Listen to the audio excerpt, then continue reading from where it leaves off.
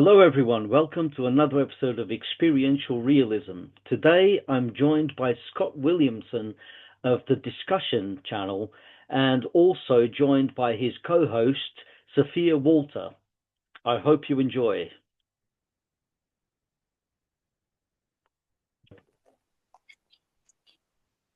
Yeah, so how did you come about metaphysical idealism, Scott? Yeah, so that's kind of probably a long story, and I'll make it short, to be concise. But I used to be religious. There was a time when I was more agnostic as a kid, atheist or whatever, what have you. And then I got into Jehovah Witnesses and practiced with them for a while, doing that stuff. Learned a lot about religious thinking and theism, and got exposed to Christianity in its many forms, going door to door and talking to people about all kinds of stuff. But then when I realized I had no really good epistemology for staying a part of that religion, I of course left. And it was kind of a hard thing to do, but I did it, and then it left me like this angry atheist type guy. And for years, I kind of went on with that, and just going online and debating folks about religion, and trying to exercise my contempt for it. But then I started becoming a little more introspective, and thinking about life and death, and thinking about meaning of life and philosophy, and really getting into epistemology. So I was kind of back and forth. I became more of an investigator in spiritual things, never really sold on Christianity again or any sort of Abrahamic religion. But I was interested in people like Deepak Chopra, these kind of people. And then then I watched debates. Then I was like, well, what's the other side to this? And so I watched Michael Shermer debate Deepak Chopra, and I watched a lot of these go down. And then I saw, the new atheist movement go down, and they sort of shifted me back to atheism again. Yeah. And so I was more aligned with that. But then I was also, just for the fun of it, listening to alternative views, spiritual views. And so I was always kind of on the fence. I would find myself arguing for spirituality sometimes, atheism other times. Some years I was more of an atheist than others. It's always been up and down. And one thing I've observed about that in myself is that you, as a human being, can have all kinds of competing views in your brain all at the same time. You can have all kinds of views. You can have all kinds of beliefs working. And, this is where the Dunning-Kruger effect comes in, I think, when sometimes you have questions, but you're in the mood to be spiritual. And so you're willing to drop your skepticism.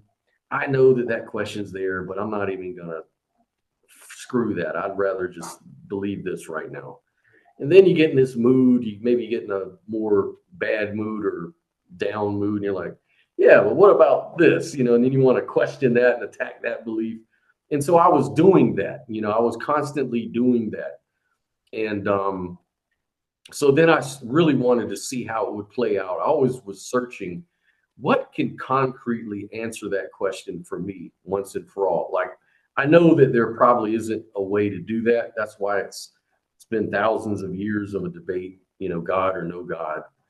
And I watched these debates, watched these atheist channels, and it seemed like the theists were just losing miserably to the atheists. It seems like they just kill them every time. And I'm like, I guess I'm more convinced with it. Every time, yeah. They just always win. They have the most coherent view.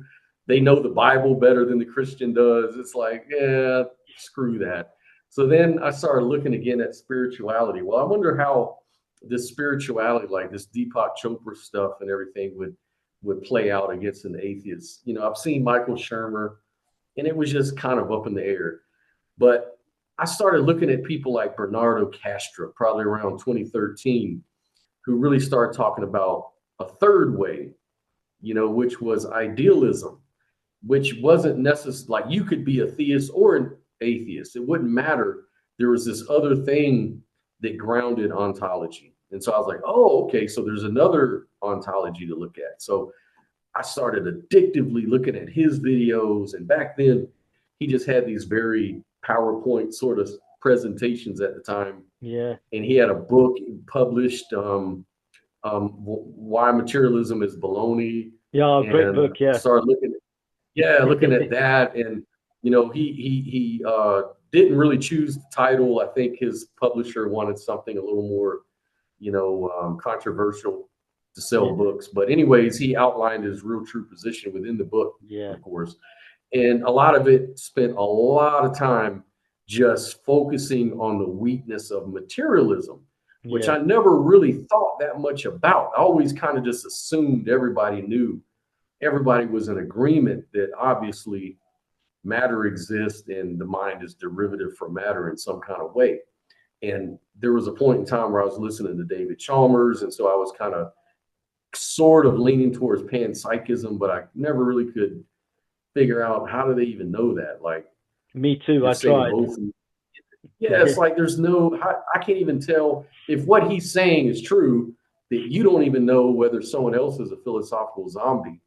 Yeah. Then how in the world would I get from that the whole universe is conscious? Like, I never really understood that part. So I kind of left that on the back burner. Is it Philip Goff? I think Philip Goff is probably an idealist by now, even though he tried to peddle the constitutive panpsychism route. But I think he's more of an idealist now, because he's realized he is. He won't admit it. I haven't heard him admit it, but the arguments that he makes are very idealistic and sort of counters his panpsychism. I've seen that. And so, so I started looking at folks like that.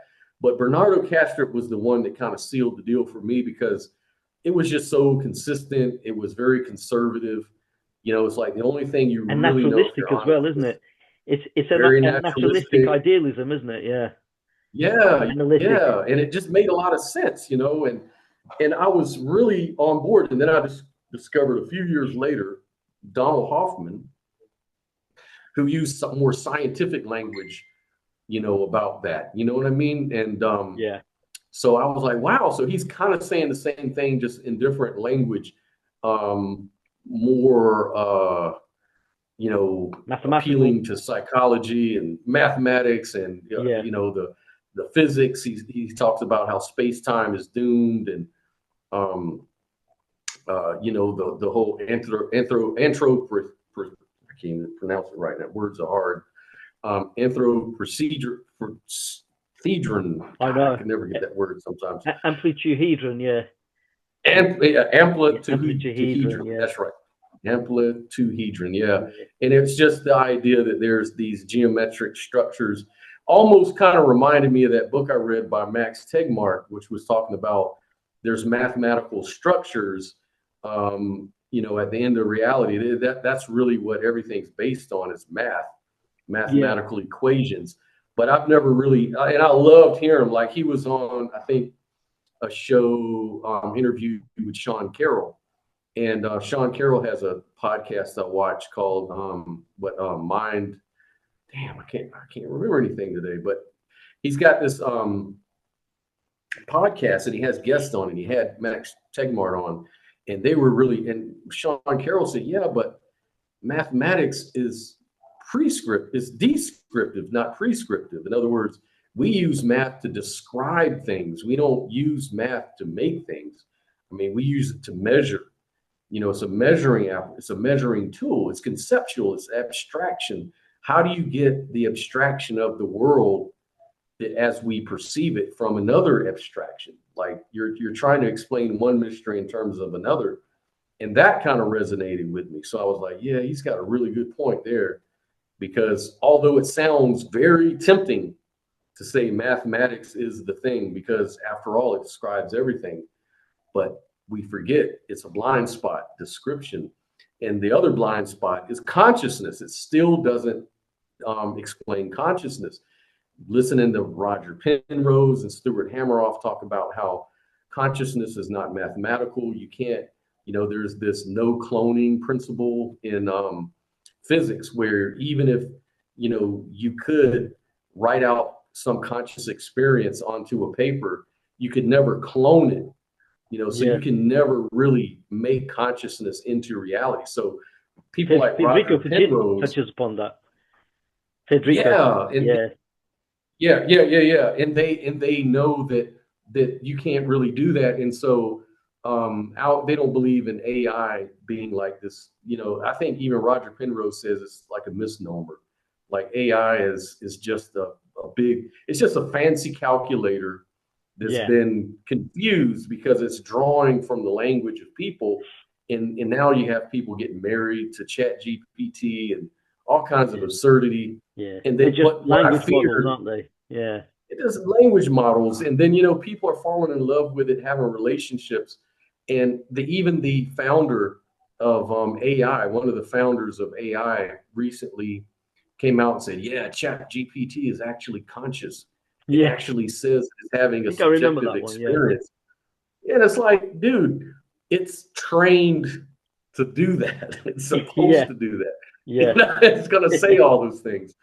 I Like, think there's a so, kind of Chinese room scenario going on yeah. right now, really, where we ascribe too much consciousness to the system. Well, consciousness, but there is actually none. It's just a simulation of consciousness, isn't it?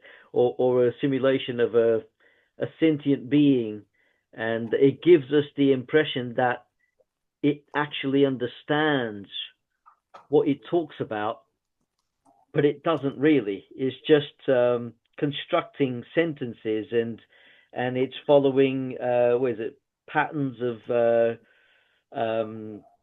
language that humans normally make, and it simulates. There you go. It's a simulation of human Simulation, yeah. understanding. Yeah, it's so Yeah, weird. it's like the IBM's, what is it called? Mind something, the chess playing computer, supercomputer, IBM supercomputer.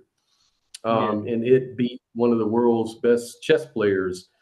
And but they in a Turing test, some would say, well, that's a conscious thing. It's conscious, but then Chalmers came back and said, not really, because does it understand the game? Could it choose to lose? Like, yeah, does it act irrationally? Like, it can act irrational. Like, one of the things that David Chalmers points out is, like, if you look at parasemion, this spongy, gooey sort of you know slime moldy stuff in nature. It's like yeah, a collective sort of intelligence, and it actually acts irrationally sometimes. It does irrational things, so it's not just an algorithm. It doesn't just do what it's programmed to do in its coding at the DNA level. It actually can sometimes work against its own best interests and tries to be novel and fails, just like all the cells in our body and stuff like that. And so that's not what Chat GPT is doing. no, None of that stuff is doing that. This only happens in bacterium, amoebas, not even viruses, only certain kind of metabolizing agents, and Michael Levin's work goes through all of this. So a lot of this kind of knowledge is what led me to idealism. I think I really grabbed onto it really strongly in the last 2 years. yeah, Before that, I was on the fence, but I think in the last 2 years, especially in this last year, I was a strong idealist, arguing for it, created the show. yeah, Once I decided, I'm an idealist, I think that's really what sort of describes my thinking the best right now. yeah. And so that's what I call myself. I lean to it. So that's how I came to be an idealist. You know where the conversation is going. It's definitely going towards AI and robotics, and I think there's a danger that it might threaten idealist metaphysics. And I think soon idealists are going to find themselves in a position where they have to defend it, because especially when AI starts to resemble human beings in terms of appearance, the superficial side, once they start to resemble people, like cyborgs, but they're really just robots through and through. I think we're going to have an emphasis on the uncanny valley effect, they really do give the impression of sentience. And I think the majority of people are going to buy into, the rights of robots, the rights of AI. If they sound conscious, if they look conscious, there will be a revival of behaviorism and also an emphasis on appearances. And Yep. and people are going to conflate the two. They're going to conflate appearance with absolute reality.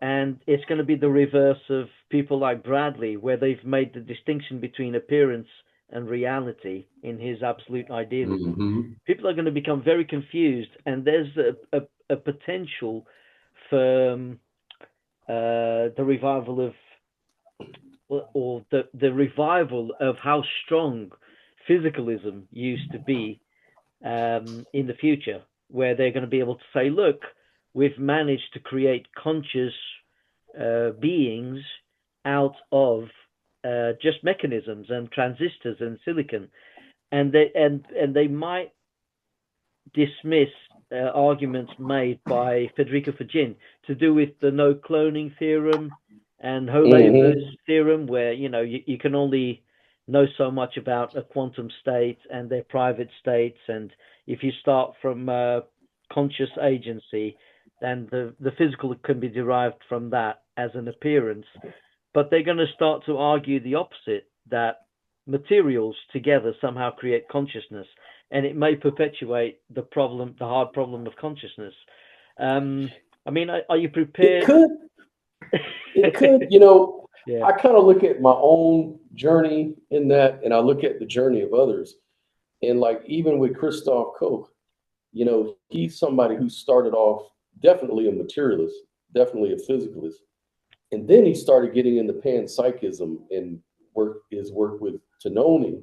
Yeah. Giulio Tononi. And then he just switched up to just full-on idealism. He just realized, why am I putting this middleman here? Like, why I'm just hamstringing the idea up. We need to look at consciousness as a given, fundamental, something that is just there, and then it can take any system and it can have a causal effect within any system that's able to metabolize or able to do certain things or have enough logic gateways, but then also to sort of resonate with the frequency level of a conscious experience, a phenomenal conscious experience.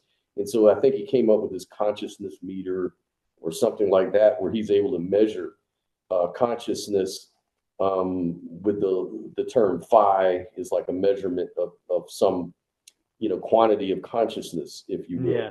And he's trying to make it into something that can be measurable.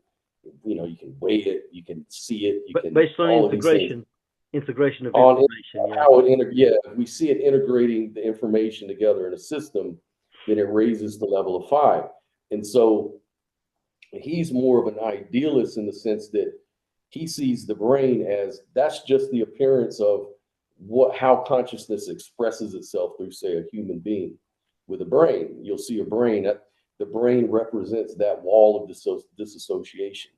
And so any system that can have a perception of the outside, like evolution spent, an unimaginable amount of time and toil in order for something to finally disassociate from reality. It disassociated from nature and became mental to where it could actually perceive nature from a disassociated standpoint.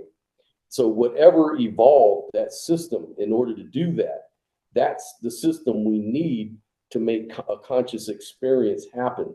And so I guess he's saying with integrated information, that's the principle behind it. And so he's kind of hopeful that, possibly like a quantum computer or something like that could be used by consciousness. So here's the difference, I think, that's going to be made. So where people would be panpsychists, it could lead to, say, AI being conscious. They say, well, this proves materialism, this proves physicalism, this proves, a kind of panpsychism, that there, you matter's conscious at some point. You just gotta configure it the right way. So someone like Tononi and Christoph Koch will turn around and say, no, it's the system is now available for consciousness to hijack. It's not that it causes consciousness, it's that now consciousness can integrate with it. And so this Right. kind of integration, like the problem with causality, like, I had this discussion with Joel Davis. He was saying, well, what idealists fail to realize is while they can nitpick at materialists and say matter can never cause consciousness, they never seem to turn it around and say, well, how does the consciousness cause the matter?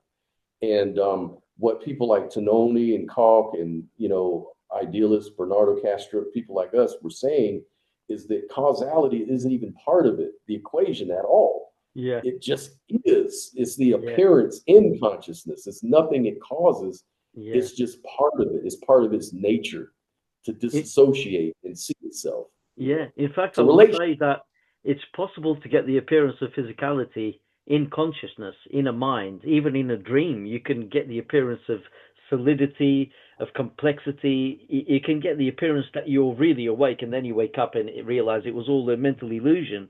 Whereas the other way around, you can't really um, intuit that consciousness can be derived from um, unconscious matter. It just doesn't seem to follow. There seems to be a massive chasm between the two. Whereas, you already have evidence that the mind can produce the appearance of solidity, Mhm. of a gross reality.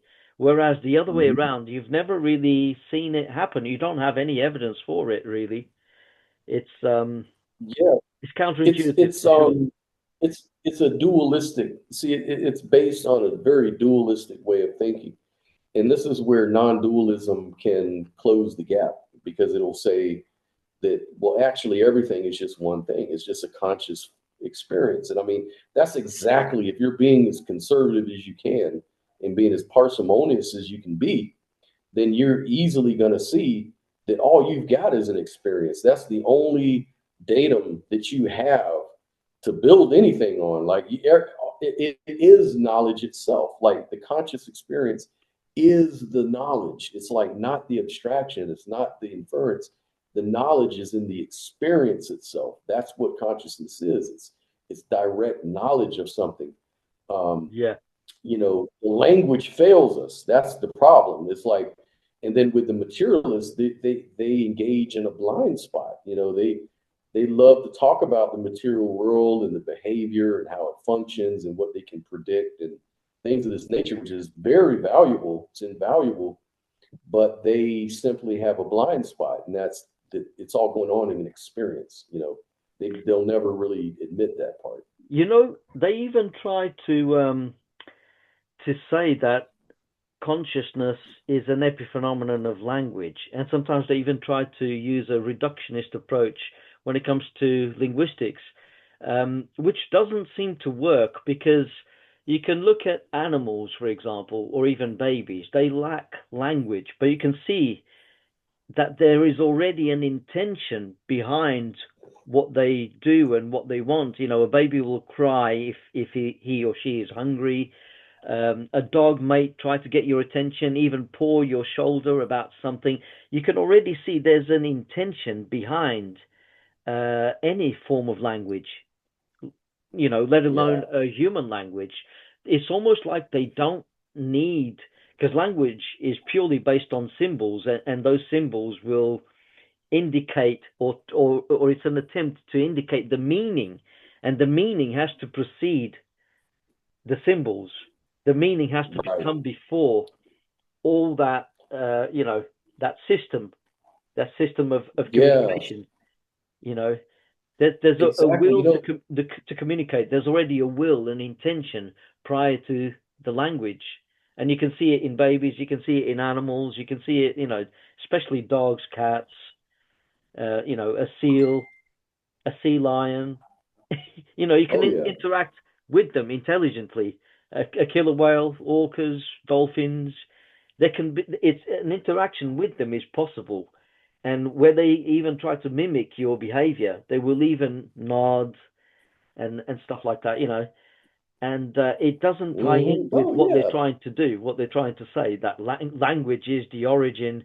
You know, there is that theory. I think Dennett was trying to imply that as well with his multiple drafts theory. I think he was trying to say that language points to the reducibility of mind or something like that. You know, I read his book a Yeah. long time ago, and you know, of course, you can It, always it, learn it's something from that book, but in general, it doesn't do what it sets out to do. It doesn't explain consciousness. Right, right. Doesn't Yeah, explain it does yeah, exactly. That's yeah, always been the joke about that book, the title. yeah. But one of the things that I notice is that he is right though. There is a correlation between the symbol and the image of whatever it is. Like my cat, like one day I had a spray can and I was trying to spray some things down and I think my cat was on sitting on this counter and I was coming with the thing. I was trying to spray this thing and I sprayed it and it scared the cat, right? And he just took off. He's scared. I'm like, oh, I'm sorry. So then next time I saw him on the same counter, and when I walk by to pet him, he runs because he remembers this trauma Yeah, of being evidence of scared at memory. sprayed. He'll Yeah. let me pet him anywhere else in the house. He's cool. He's following me around. Whenever he's on that particular counter and I go to pet him, he just freaks out because I think that spray sound just terrified her. Makes the And association so, with. Yeah. yeah, so there's an association. So it kind of reminded me there's this one philosopher, and he was on this podcast I usually watch. I think Michael Brown. I don't know if you know who he is, but he's like an academic philosopher. And he critiques Bernardo Castro. He critiques a lot of different Daniel Dennett. Like he critiques everybody. He doesn't really. I think he probably is more in line with identity theory than anything else from what he says. But anyways, he had this one guy on that was talking about consciousness cannot arise from the brain. And so he was like, I don't understand. Are you an idealist? And he's like, no, I'm not an idealist, really. I kind of am. Epistemically, I am, because I guess in some ways I am a full idealist, but it just kind of depends on how we're using it in what context. But in this sense, I'm just saying that consciousness, if it emerges from anything, it emerges from doing. It comes from doing stuff. It doesn't come from thinking. It doesn't come from neurons processing a certain way. No, you do stuff and then your neurons process what you're doing and create an experience in tandem with the activity, and then that impression stays with you. That's how people get traumatized. That's why people feel a certain way. They fall in love with people. There's an association that happens, but you don't just associate first and then the experience emerges from that processing that emerges that information. No, that's not how it happens. The first thing, you have to do something. He said it's like when you get on a bicycle, if you want to know what it's like to ride a bicycle, you have to actually get on a bicycle and ride it. That's how you're going to know it. He goes, I don't believe in this whole simulation theory. I don't believe that you can be in the matrix and have the knowledge of riding a bike downloaded to your brain. He goes, that seems like science fiction to me. He says, really what it is, you have to actually do things, and then that works with a law that's kind of idealistic. It's a law of a motor function and consciousness, where the motor function is correlated with the experience. And when you put those two together, emerges a meaning about it, or a learning. You learn something, kind of like Mary's thought experiment. She's in this room. Yeah. She knows everything, just all the information about color in the world, but she really didn't know anything about color until she actually experienced it. When she goes out in the world and sees the color, and it's like, aha, Yeah. now I know color. Like all the books in the world, information, simulations, that doesn't do anything for you. Like you have to really do things and experience things to really get it. Yeah. And I thought that was very interesting. Yeah. It's an thought experiment by Frank Jackson. And he said, well, if she steps outside the room and she learns something new, then it means that physicalism is false, in a nutshell. And obviously, science can't tell you the full story of reality. It falls short, which I can intuit that. And you also touched upon the falsifiability of um, the brain-in-a-vat scenario. I also don't think we live in a simulation. I mean, there's no need to go that far. I think the brain-in-a-vat scenario is there, and people entertain it just like they entertain science fiction films like The Matrix, for example. And it's just as unfalsifiable as solipsism, really. I mean, yes, Yeah. yes, it could be the case, but at the same time, everything on our screen of perception tells us that we are interacting with other minds. I'm sitting here with you. Everything is telling me that you're another personal mind, talking to me right now, and I can't predict what you're going to say in the next moment. I mean, some might argue, well, it could just be that only your mind exists and you can't predict it because Scott is a representation of your subconscious mind, so you're not aware of what he's about to say, but on some level you already know. I mean, it could be, Mhm. but at the same time, it could just be that, you know, um, taking the monistic, idealistic paradigm that we all exist within one mind and it fragments itself and it can focus on multiple experiences. There is and there is evidence of dissociation, as Bernardo Castro would Oh, point out, in nature. absolutely. Yeah, Yeah, and the simulation theory would only make sense if we could confirm that we actually created a conscious chatbot or robot or computer. The fact that we haven't done that gives me no reason to build on that philosophical idea, because it's just sort of assumed that oh, we're building computers. It used to be Pong back in the 70s, and now the deep fakes look so real you can hardly distinguish it from reality. Therefore, if we give it another 30 years, maybe they'll be indistinguishable from reality altogether. And so that means that, if it's been done once, it's probably been done a million times over by some alien, civilization in the universe. So you're inferring all these things and connecting all these dots, all based on an assumption. yeah.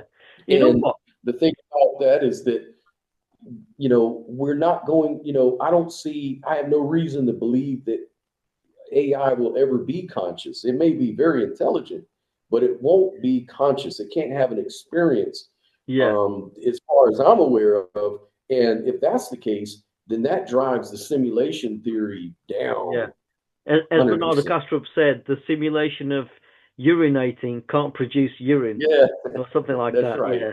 Yeah, the I was matter going you to can. say, I don't know if you I think you did watch it, but he has so much to say. He's a philosopher, isn't he? David Bentley Hart, in his book, Yeah, All Things Are Full of Gods, he uh, he says that um, intention can produce, not produce, intention can generate perception, right? Because you can direct it. You can change your perception. You can, you're looking at me right now. You look away, yep. and you're creating your own perception. But you need a will. You need an intention that can only exist in consciousness. And he says, Hmm. well, the materialists have it backwards because they say something that doesn't have any consciousness, doesn't have a will, that has no intention, somehow generates or produces awareness and perception, right? So he attacks. That's one of the angles he Yeah, uses to attack yeah, physicalism. yeah. He says that they failed to make the distinction. Like, there's an obvious distinction they never really make or make us aware of, is that there's a difference whether you believe in determinism or not. Yeah. There's a difference between a human mind and a rock sitting on the floating out in space somewhere. The rock will not do anything except go in the same direction it's been pushed, it's the velocity of the rock is going to go in one direction until something else changes its direction outside of itself. It has no inner volition. It has no we don't observe any inner volition. It doesn't have any sort of agency or anything like that. Whereas in brain, we see that very obvious. Like, people choose things. Now, determinists, like a super determinist, may say, well, even your thoughts are just illusions. You just think you're making these changes and these things, but you're still dismissing the distinction here.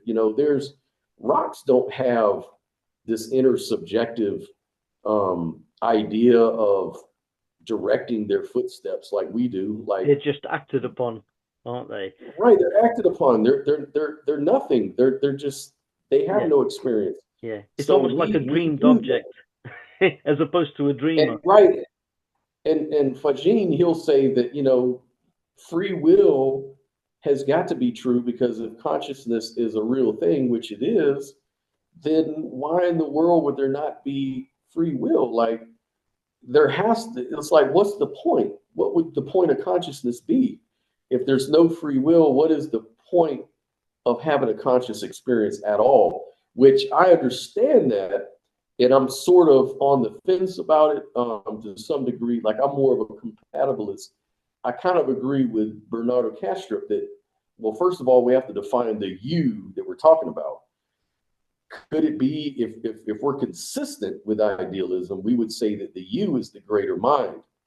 And the you that we think we're talking about is this limited sort of illusory experience, limited experience of reality. So really, when you do things, it's just nature, the mind at large, that's doing things through you. It's seeing through you, it's doing through you. So in a way, is that determinism? Well, it is if you were to assume that there's a you that's doing stuff separate from the universe, there's no free will.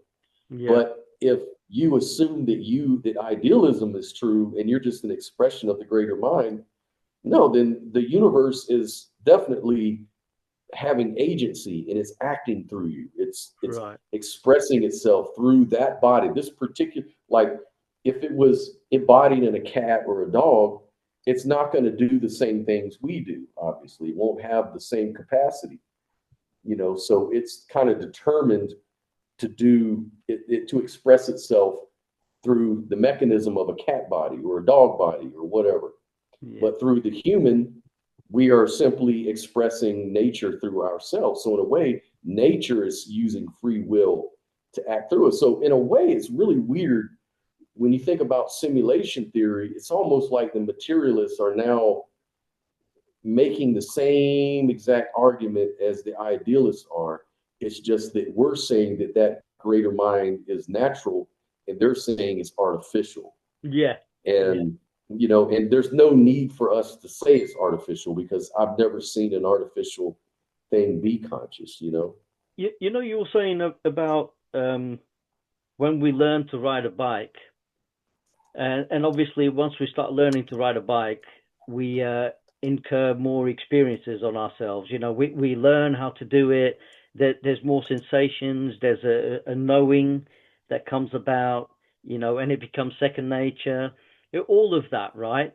So we expose ourselves to new experiences, and we learn something, and then we put it to the back of our heads, and we just ride, and we don't have to think about riding the bike, right? We just do it. Right. But it and there's almost like and we feel free in a way. There's almost like a sensation of free will, right? Even though a lot of people Yep. might argue that, it's determined by physical forces and stuff like that. But I was going to say, there is a kind of, I don't know how you feel about teleology, but say, for example, you look at a bicycle and you say to yourself, I'm going to learn to ride that bicycle, right? Hmm. So you have a goal, right? You have a goal in Yep. mind. You know that there are very good cyclists out there and they ride their bicycles perfectly and they look great, and you want that. You want that for yourself. And you already don't know how hard or how easy it's going to be, but you have, and this also brings in the concept of faith, not the religious type of faith, but a Hmm. faith that you have in yourself that you can also do it. And if you have Oh no yeah. Yeah. if you have no faith in that, you won't even start. You won't even pick up the bicycle, right? So you go and you ride Yes. the bicycle and you start learning and you fall so many times, but you always maintain the faith. I may fall so many times, I may not be the best cyclist, but I believe that I can get to that level where I'm a perfectly good cyclist, right? And then eventually Right. you get there, and it becomes second nature, right? You do, and Yep. if you look at your brain, you will see that your brain starts to develop new, uh, you know, synaptic connections. Let's say so. There's a correlation there. Oh yeah. There. I like what you said, teleology.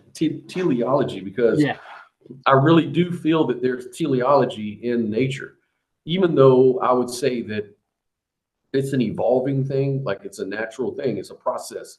The universe is dynamic, it's not a static thing. So I think that what we have going on is the greater mind wants to see itself. There's the one, but the one wants to know itself. And so the way it's going to do that is it's going to evolve to where it can disassociate in order to have that subject object split.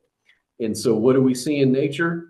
Well, we see teleology. We see goal oriented, down to the molecular level. We see goal oriented animals, doing things, acting in their environments. They have their own morphological spaces, and they act within those spaces, within their constraints, and they achieve what they do. Then out of those constraints and out of that activity, it builds up a community of cells, a community of bodies that turn around and become this collective sort of intelligence that we call, like a mind.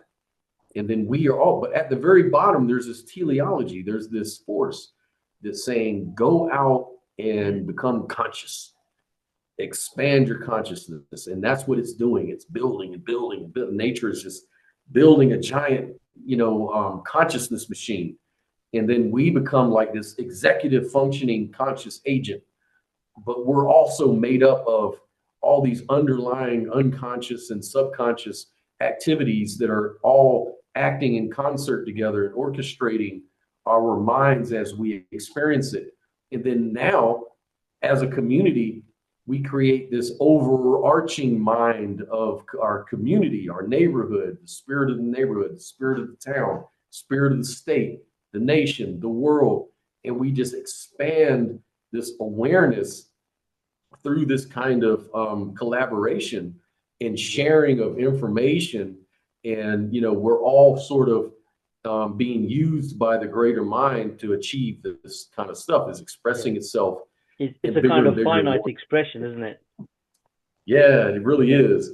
And that's the beauty of it. And this is the issue that I think a lot of people say, well, why don't you just believe in God? Wouldn't it just be quicker to say that, well, God's doing everything? Well, that makes sense on one level, but that's kind of like creating a blind spot, if you will, if you are focused on the good. Like a lot of people are focused on, oh, the trees, the reflection off a lake, the mountains, the beautiful air, the fact that I see children singing and dancing and everybody, life is good.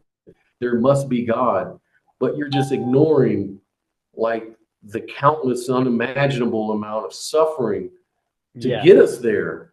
Like all of this suffering in nature through evolution, Yeah. tooth and claw, everything had to really build its way up, and through a lot of confrontation and bloodshed, and still, even to this day, we're still seeing unnecessary suffering. Like, if there's this supervisor kind of God who's supervising the goings on in his room, he's doing a terrible job because he's letting all of this stuff, happen. There's this problem of evil that's going on, Yeah. and it's very compelling for atheists to stick to that because they don't Yeah. see the God. They're focused on that. So you can focus on one more than the other, or you can just look at it all and put it all together and say, look, the nature of reality is to be conscious and observe itself and understand itself from every aspect imaginable, whether it be the suffering, because it doesn't mean the same to it as it does to us. We're kind of like the sacrificial lambs. We're Yeah. kind of like, our body, when we remove these cancer tumors or whatever, from its perspective, oh, the world is evil, I'm being destroyed, but the overall good is being accomplished. The whole system is now able to thrive now that it's gotten rid of the cancer. And so this equilibrium has to be met. So there's a lot of death, there's a lot of suffering in order for the consciousness to really truly know itself, to know what it's made of, to know what its reality really is. Suppose all conscious, the greater mind knew about was the laughing kids and the reflection off the ocean and all of this stuff. It would have no idea who it is. Yeah. It would be under an illusion, Exactly. Like, Exactly. no, you're not that, dude. You're actually a lot worse than that. Yeah. You're just blind to that part of it. And so if God is something worthy of worship, if God is something that demands its glory and worship, it seems like it should be worthy of it. It should earn, because from my perspective, I'm just a small peon suffering at times. I'm not always suffering. I'm grateful for the good things, but I'm also aware of the bad things that happen to others, and I feel sorry for them. And so, yeah, I don't see that the nature of reality is all good. It's like it's got to be a mixed bag of everything. That's what I see, Yeah. And a lot of people just don't look at it. They don't want to look at that. They want to take a blind eye to the horrible suffering that happens. And I'm not even talking about the suffering that's good for you or the suffering that we bring on ourselves. I'm talking about the suffering that we have no control of. Yeah. And Like that not natural even evils, affects like us. cancers and Yeah, tornadoes and yeah, stuff like that. cancer, yeah, Harlequin disease, these Yeah. really awful It's thing. And awful. then Yeah. not only for us, the animals too. The animals had to be hunted, and it's a food chain. There's a lot of uncomfortable situations in the world. It's a rough world out here. It's kind of like Definitely. Neil deGrasse Tyson says, nature is out to kill you in a way. In some ways, nature's out to kill you. I won't go that far to say that. I would say that nature is just doing what nature does. It doesn't Yeah. really have an intention. It's just that this gives us a great training ground. And when I listen to people who went through NDEs, like when I interviewed people who had NDEs, these questions came up when they were talking to God or talking to the great light or whatever information was. And every one of them say that, yeah, the suffering here is horrible, but it's for a reason. And the answers weren't very satisfying, I'll tell you that. But they were like, this is how God knows himself. He's experiencing all that with you. It's not like he's off the hook. He's right there with you, going through the You same start getting an crap. impression from listening to NDEs from IANS, because I know you worked at IANS. Yeah. And the thing is, I don't know if you've heard of Dr. Melvin Morse. Yes. He used to be regarded as one of the top pediatricians in America, and he was basically looking at the reports of many children who were on the verge of death and they were resuscitated, and he likes the reports from children, particularly because they haven't been tainted by cultural bias, and they will just say what they saw. Sometimes they will say, "Oh, I had some shiny friends who accompanied me in this tunnel. We went towards the light, and then I saw Nanny and Granddad." And they might say, "Oh, it was beautiful, it was heaven," or something like that, right? But they won't Hmm. say, "Oh, I was surrounded by angels," and because people tend to use what they've been exposed to, their culture, their religion, in order Yeah. to try and explain what they experienced, which oftentimes is ineffable, isn't it? But yeah, Hmm. Dr. Melvin Morse, I've actually had him on the show because he was once interviewed by Oprah Winfrey, and she didn't do a very good job. I think she cut him off several times, and she made assumptions Mm. and didn't really let him express himself and speak about his own research, because that's how he began to research NDEs.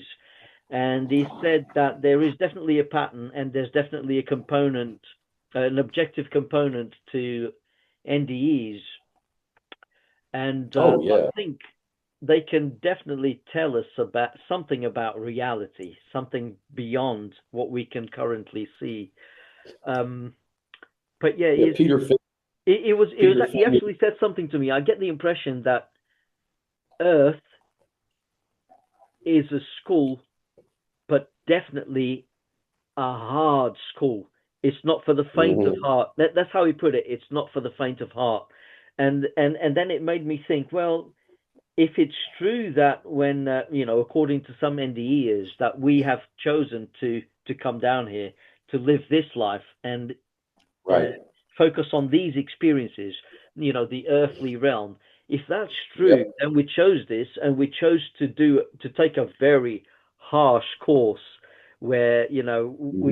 we have narrowed our perspective to the exclusion of everything else that's divine, but we still have a spark of divinity, and this life is meant to look um, materialistic in some ways to some people, unless we Yeah. start to look for spirituality, and it's also meant to look um, what's the word, nihilistic and hopeless, Uh-huh. and then Yes. I eventually told him about how I felt, because we started to talk about like natural evils, the problem of evil, the harshness of life.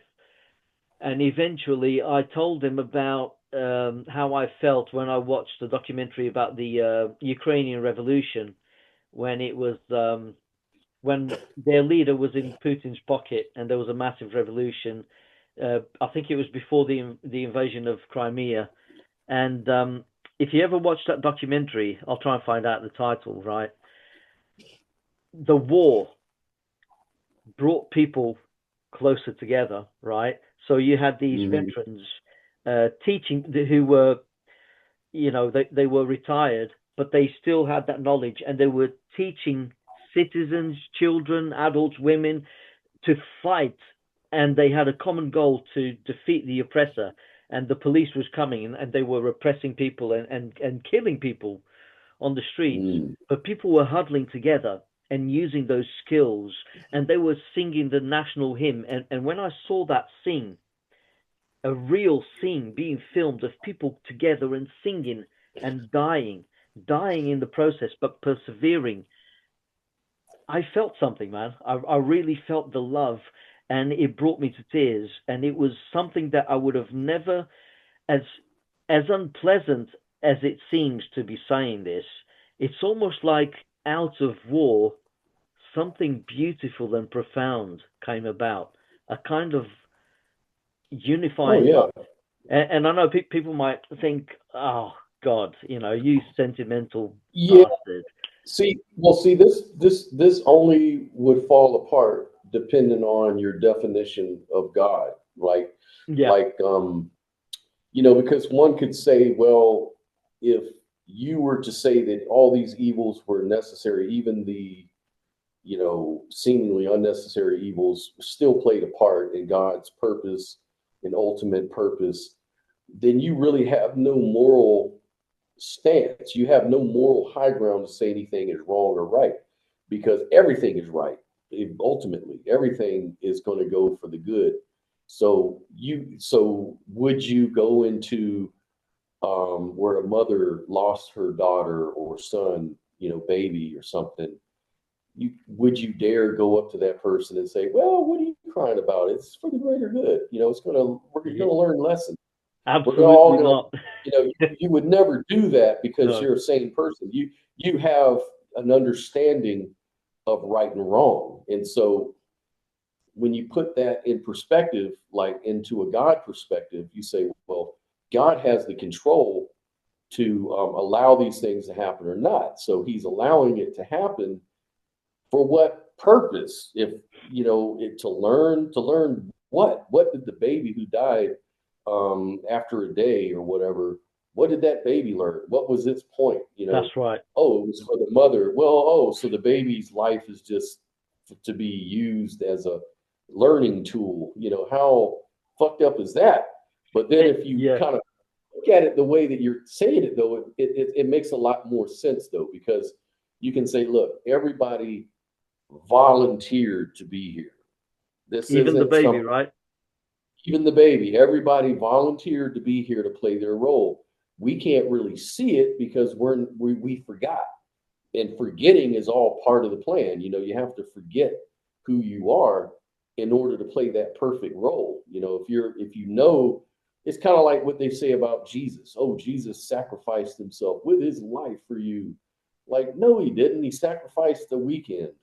Now Yeah, he lives forever in heaven. Like, what did he really sacrifice compared to yeah, that?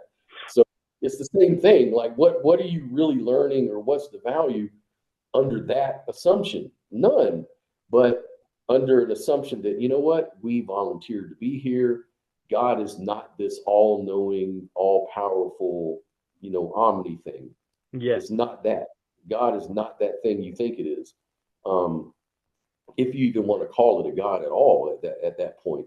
yeah. That's Maybe why the I say term is that, redundant. Yeah, right, it's just not meaningful to me. Like, to me, it causes more questions than anything. And so I would say there's this source that we all come from, and it's conscious, it's phenomenally conscious, yeah. and it wants to know itself from different Wants to know perspectives. That's itself, about and it. sometimes it has Yeah, nightmares, and sometimes it has good dreams, and there you go. in a way, And we we're the volunteered reflection to of be a that part larger of it. mind. Yeah, Yeah, and we, as an extension of that source, volunteered to do it. We wanted to know ourselves. So that's why we're here, yeah. to I'll know. tell you what. In IANS, have you ever come across um, an NDE like this? Right, I'm going to say it. It is basically a man who was swimming and then he ended up drowning. There was some kind of current. He drowned, and then he was struggling. He said that he was desperate. He was struggling. He felt awful. That he thought, "Oh my God, I'm going to die." You know that feeling. Hmm. Everything is closing in on you. You feel that like there's no way out. You feel hopeless. But then suddenly he experienced this calm, this bliss, The bliss. Yeah, he was stuck in the blood. Yeah, right? he was stuck in the blood down there. It And was then he it was saw in the the ocean. light. I think he was a fisherman or something.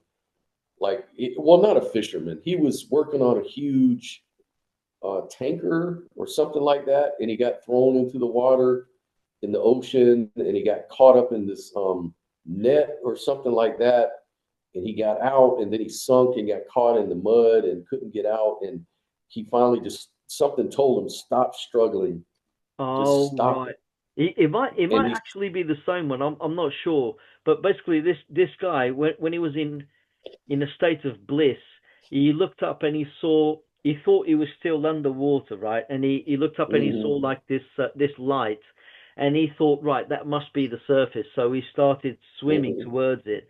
But then he realized it wasn't really the surface. It was this tunnel and this light he was going towards, and he felt really warm, and he felt like a loving that he had never experienced before. So when he goes through it, he said he found himself in a realm. He said it was a white realm where people were dancing to music that he'd never heard before. It was like a party, like it was like a disco. Like mhm, everyone was dancing, and it was joy, and it was great. He said it was the greatest party ever. And then he started talking to a couple of beings, and they said to him, you know, there's a lot more to reality than you know. So they went around flying, and they flew to other dimensions. Other, he said he saw many universes, and he became Mm, aware of this extensive reality, right? And then eventually he was back in this white space, right? This bright light, and it said to him, he said, the light spoke to me. He didn't say it was God, but the light said, you have to go back, and uh, and then said, I don't want to. And then he said the light had a sense of humor. The light started saying, you know, you take life too seriously, right? As if yeah, life meant nothing, as if it was just like a play. And he found that strange. And then the light said to him, before he got back, the light said to him, I love you. We love you. And he said it spoke in the singular and in the plural. And from that NDE, it was like an old NDE that I came across, and that's when I began to think maybe a monistic idealism is true. Maybe it can perceive itself as many, and at the same time it can also perceive itself as one, like a hive mind, but like yeah, a metaphysical hive mind.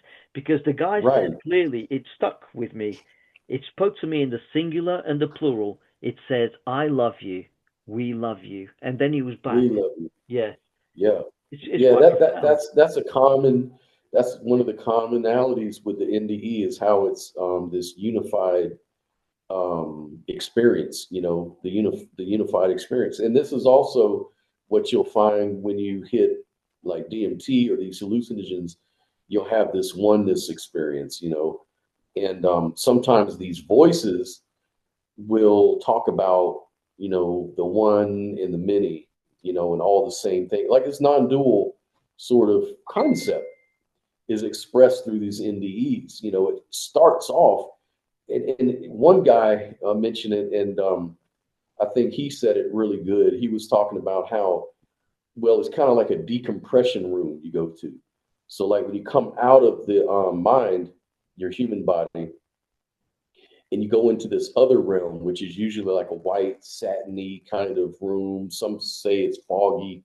Some say it looks like a satin room where it's white, or it's totally black, satin black, something like that.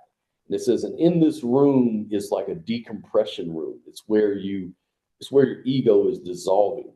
And so it can be a good trip or it could be a bad trip. It's where, you know, if you're really attached to your ego, it's not going to go very well for you for a while. No, But if you're just one of these let go kind of people, these people that give up real easy, it'll be very easy for you to just let go of life and go with it, and then it'll be better. But during the interim, you meet dead loved ones, you meet things, religious figures, things you're more familiar with. If you're an atheist, you won't see anything like that. You'll see something else. If you're a Christian, you'll see Jesus. A Buddhist, you'll see Buddha or whatever. It's always going to relate to your life on earth. It's because it's decompressing you. You're letting go. You're shedding. It's doing it to make you comfortable, to give you yeah, something to ease the shock, because it's going to be ontological shock. yeah, So you have to ease into this non-duality, because non-duality is where you dissolve. You know, it's like, think about it. If like we're all disassociated from each other, that's how I know you and you know me and we know everything else in the world. If we weren't disassociated and we just all of a sudden everything dropped, your ego would just automatically meld into a soup of energy. That's all you would be, just a soup yeah, of light. That's all it would be, just a huge light. There would be no object subject distinction. And so you would just dissolve. And yeah, so what they say is that when you come out of your NDE, it's kind of like a loving way of sort of, they embrace you, they kind of nurture you. You feel like a little baby, and they bring you into the light slowly to where you're not psychologically fucked up, you know, because you can get yeah, messed up, yeah. you know, because It's almost so like it shows you something like that. what you're prepared to perceive, what you're prepared to feel, and it's almost like you're still dealing with mental symbols like Jesus or or Krishna or whatever culture you happen to have been exposed to in life. And sometimes I swear I heard of a case where this person realized they had experienced several lives, but they were looking at the lives as though they were playing out in a room full of computers, and each screen represented the playing out of each life that they had lived, and it was a room full of computers. And I was thinking to myself, maybe this is a symbol, like the extrinsic appearance of what mind is doing or what mind has already done to an ego that, although it might not be quite a human ego, it's still attached to the life that's that people are trying to save back on Earth, but they've become more expanded, but they still require a representation of the realization that they've lived so many lives, and that representation comes in the form of something that was familiar to the human ego, which comes in the form of computers, and each computer Well, plays out a you movie mentioned that of several you lives. mentioned that Yeah, there is one experience that I heard that was really odd about that though. There was this lady, she had her NDE, I think in the late 50s, early 60s, something like that, 1960 something, 62, 63. And when she went to the other side, she said she saw people on keyboards and monitors and computers. And she goes, I had never seen that. They never had those things on Earth. Like this was way before personal computers came out. But I swear, when they came out with computers and personal computers, and they, you see mouse and keyboards and stuff, and I was like, that's what I saw in my NDE. That's what those guys were working on, like little computers and stuff like that. So it yeah, was almost like a foretelling for her, but it was kind of arbitrary because soon we won't have keyboards and mouse or anything like that. Everything will be neural implants, and we'll be doing computing, yeah, without the extra bandwidth of keyboards and slowness of that kind of stuff. And then we'll be able to do like Elon Musk says and just move the mouse or the pointer with our brain, as these volunteers are able to do. yeah. So that's what it's heading towards, maybe the next 20 years or whatever. But still, the lady was from a time that didn't have these sort of technologies, yet she was acquainted with them on the other side, didn't know what that meant. It was very strange for her. She's like they had these little, that looked kind of like a typewriter, but it wasn't really a typewriter. It was like Kind of a little precognitive. key. Yeah. Yeah, very precog sort of experience. And she had said that, and I was like, that's really odd. And she's like, yeah. And you don't hardly ever hear that. Usually the stories that they'll tell you is they'll always reference something within their lifetime. Like if somebody, like today, some computer guy died and went to the other side and he saw computers. Well, that wouldn't be very surprising because all his life he associated with computers That's or right. something. So for him, that's probably something you could expect, but Yeah. he wouldn't expect something alien out of his time. Yeah. He wouldn't know what it is. Like, what's the point in that? Like, And sometimes it and the happens. only thing, Yeah. but it happens sometimes. And she said she felt like this was part of my gift because part of that gift was foretelling the future. So she would always make predictions and see things. And this was kind of like a prediction. I didn't even know it. Like, I didn't even Yeah. know I was Yeah. precogging into the future. I had no idea. But And that just sometimes you was only find out once something happens, and then you look back in hindsight. In hindsight, you yeah. And then it's realize, like, oh, that's a it was. reminder. That's why I'm here. I'm supposed to be Yeah. doing this work. So yeah, it's very interesting how that played out. Yeah. It's like they step out of Plato's cave. They see something that they've never seen before. It's like a wider reality, more symbols, more colors, uh, and then they come back Hmm. and they struggle to um, to relate to others what they experienced, because within the cave there's nothing that they can use, or barely anything that they can use as a point of reference to try to explain what they what they saw, what they It's a experienced. bad idea. It's a really terrible idea to try to do that. Yeah, From what I learned, like at IANS, one thing I learned, and this was against my thought. My thought was, we need to interview, we need to get this out to the world, we need to talk to as many people about this as possible. But what I've learned really quick by being part of that is that's exactly what you don't want to do. Because unless you're someone who has a gift of doing that, because yeah, there's people, most people cannot handle rejection. Most people, they go through a depression. So what happens is a lot of these folks end up being very depressed, very withdrawn, because some people are very smart to begin with. And when this stuff happens, they already know from the beginning, I can't tell people about this stuff. I can't do it because they're going to laugh at me, they're going to hurt my feelings, or they're going to make light of my experience. And this experience was so strong for me, so important, so mind-boggling, life-changing, that for someone to come shit on it would just really make me mad or sad or something. yeah, So they fall into depression. A lot of people fall into depression. Now, a lot of naive people, I've seen this, a lot of naive people come out and they want to preach to the world. They become these spiritual guru types. They become these people that want to put on displays and really force their, experience on other people. And then what happens is they eventually fall into a depression too, and it becomes even more. It becomes violent. It becomes worse. These people end up trying to kill themselves. These people end up being very drastic in their behavior. And it's yeah, because they came into it so naively. They thought that they were going to be accepted. They thought that the world was going to invite this kind of information, just to learn that no, even your closest loved ones are going to turn on you.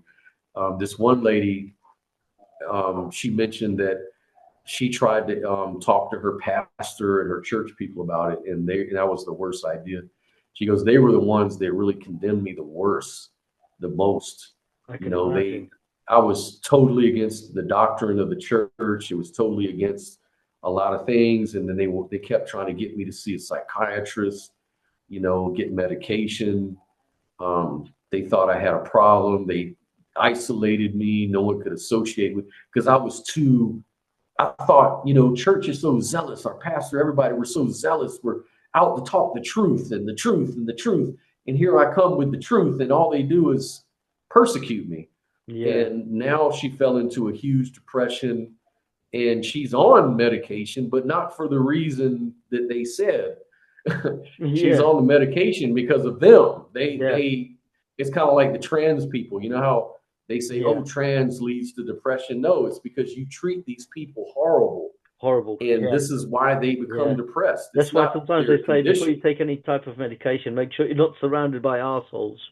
Right, Yeah, exactly, exactly. yeah, That's exactly it. And so you have to be careful with who you talk to. You have to go. That's what IANS was all about. That's the whole thing. It was to create a safe space for people to share their experience in a healthy, upbuilding way. And you wouldn't have to put up with these, Al Harding type assholes that would yeah, just, criticize you and, browbeat you about it. yeah, Um, so yeah, you just got to be careful about that stuff.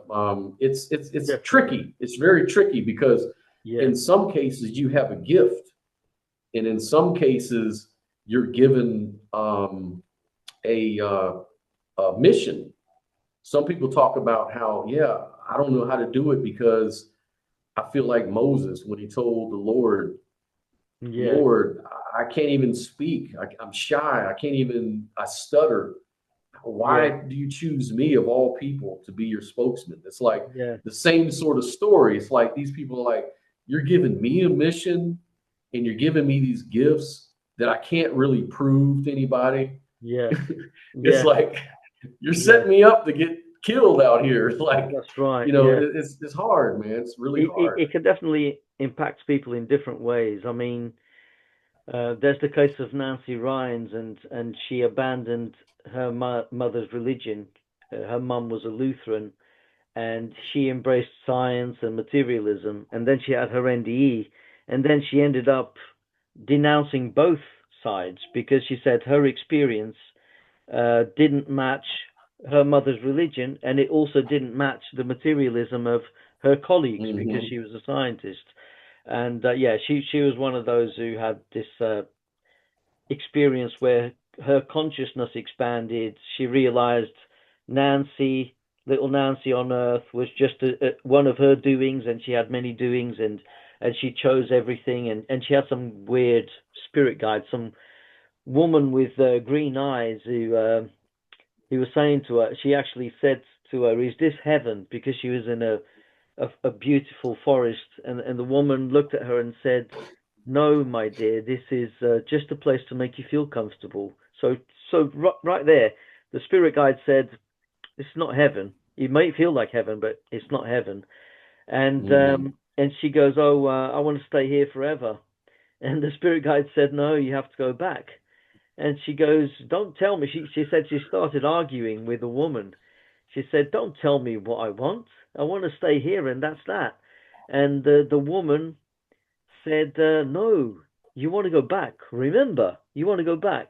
And as she Hmm. was saying this, Nancy suddenly remembered all these other lives, and her consciousness expanded, and she realized her NDE was her one of her choices to experience. So her life had already been predetermined, Yeah. decided ahead of time, and Hmm. it, the NDE was also included as one of the experiences in her life.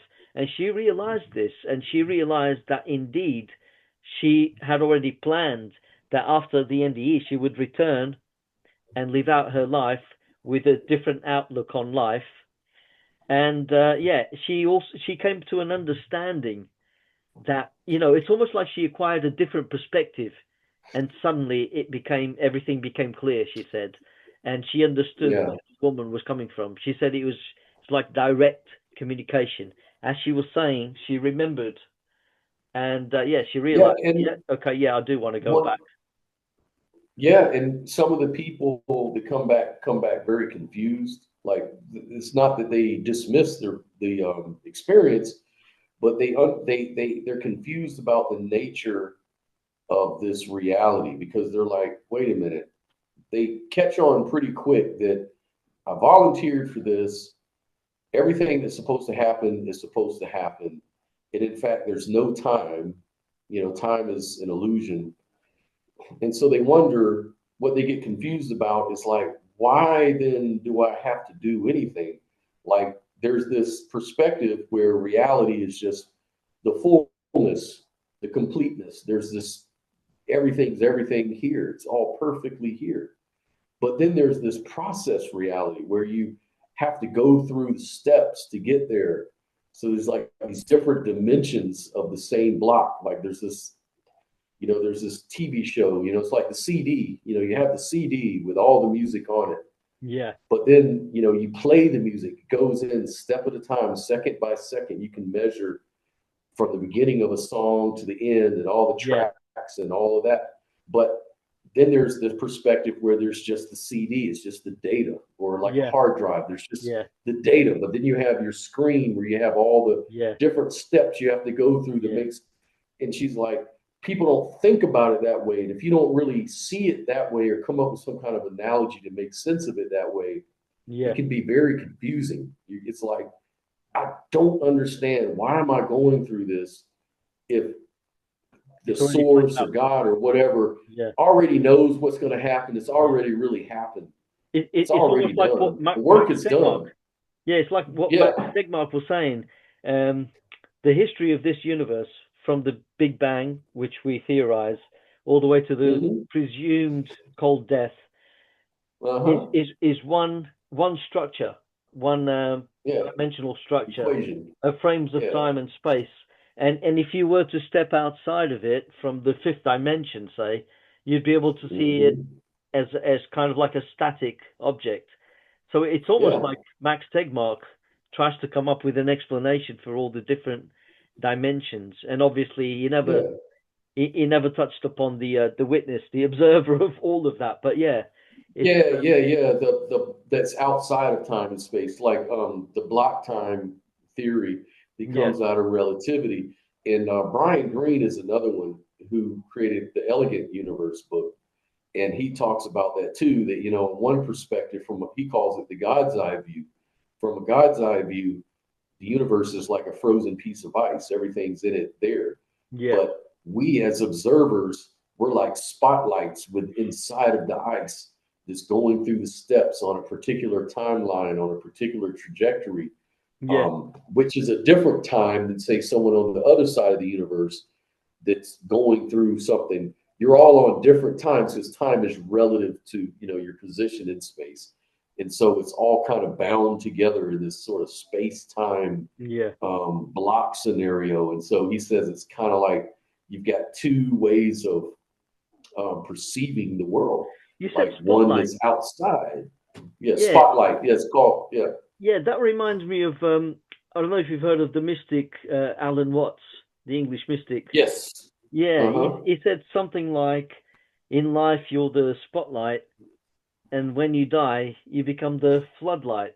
The floodlight. Right. That's wow. Yeah.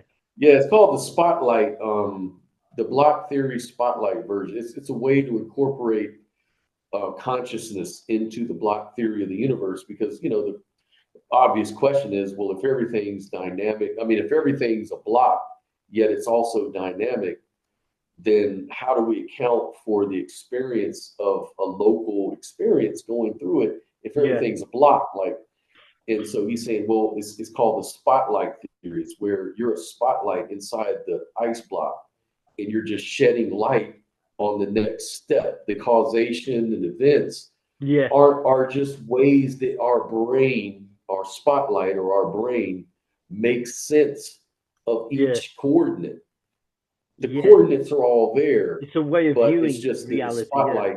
You're viewing. It's like a viewer. You're going through. It's kind of like when you put a CD in, it's going to play the tracks and all going that. Through the frames, and that's the only way you can experience an arrow of time.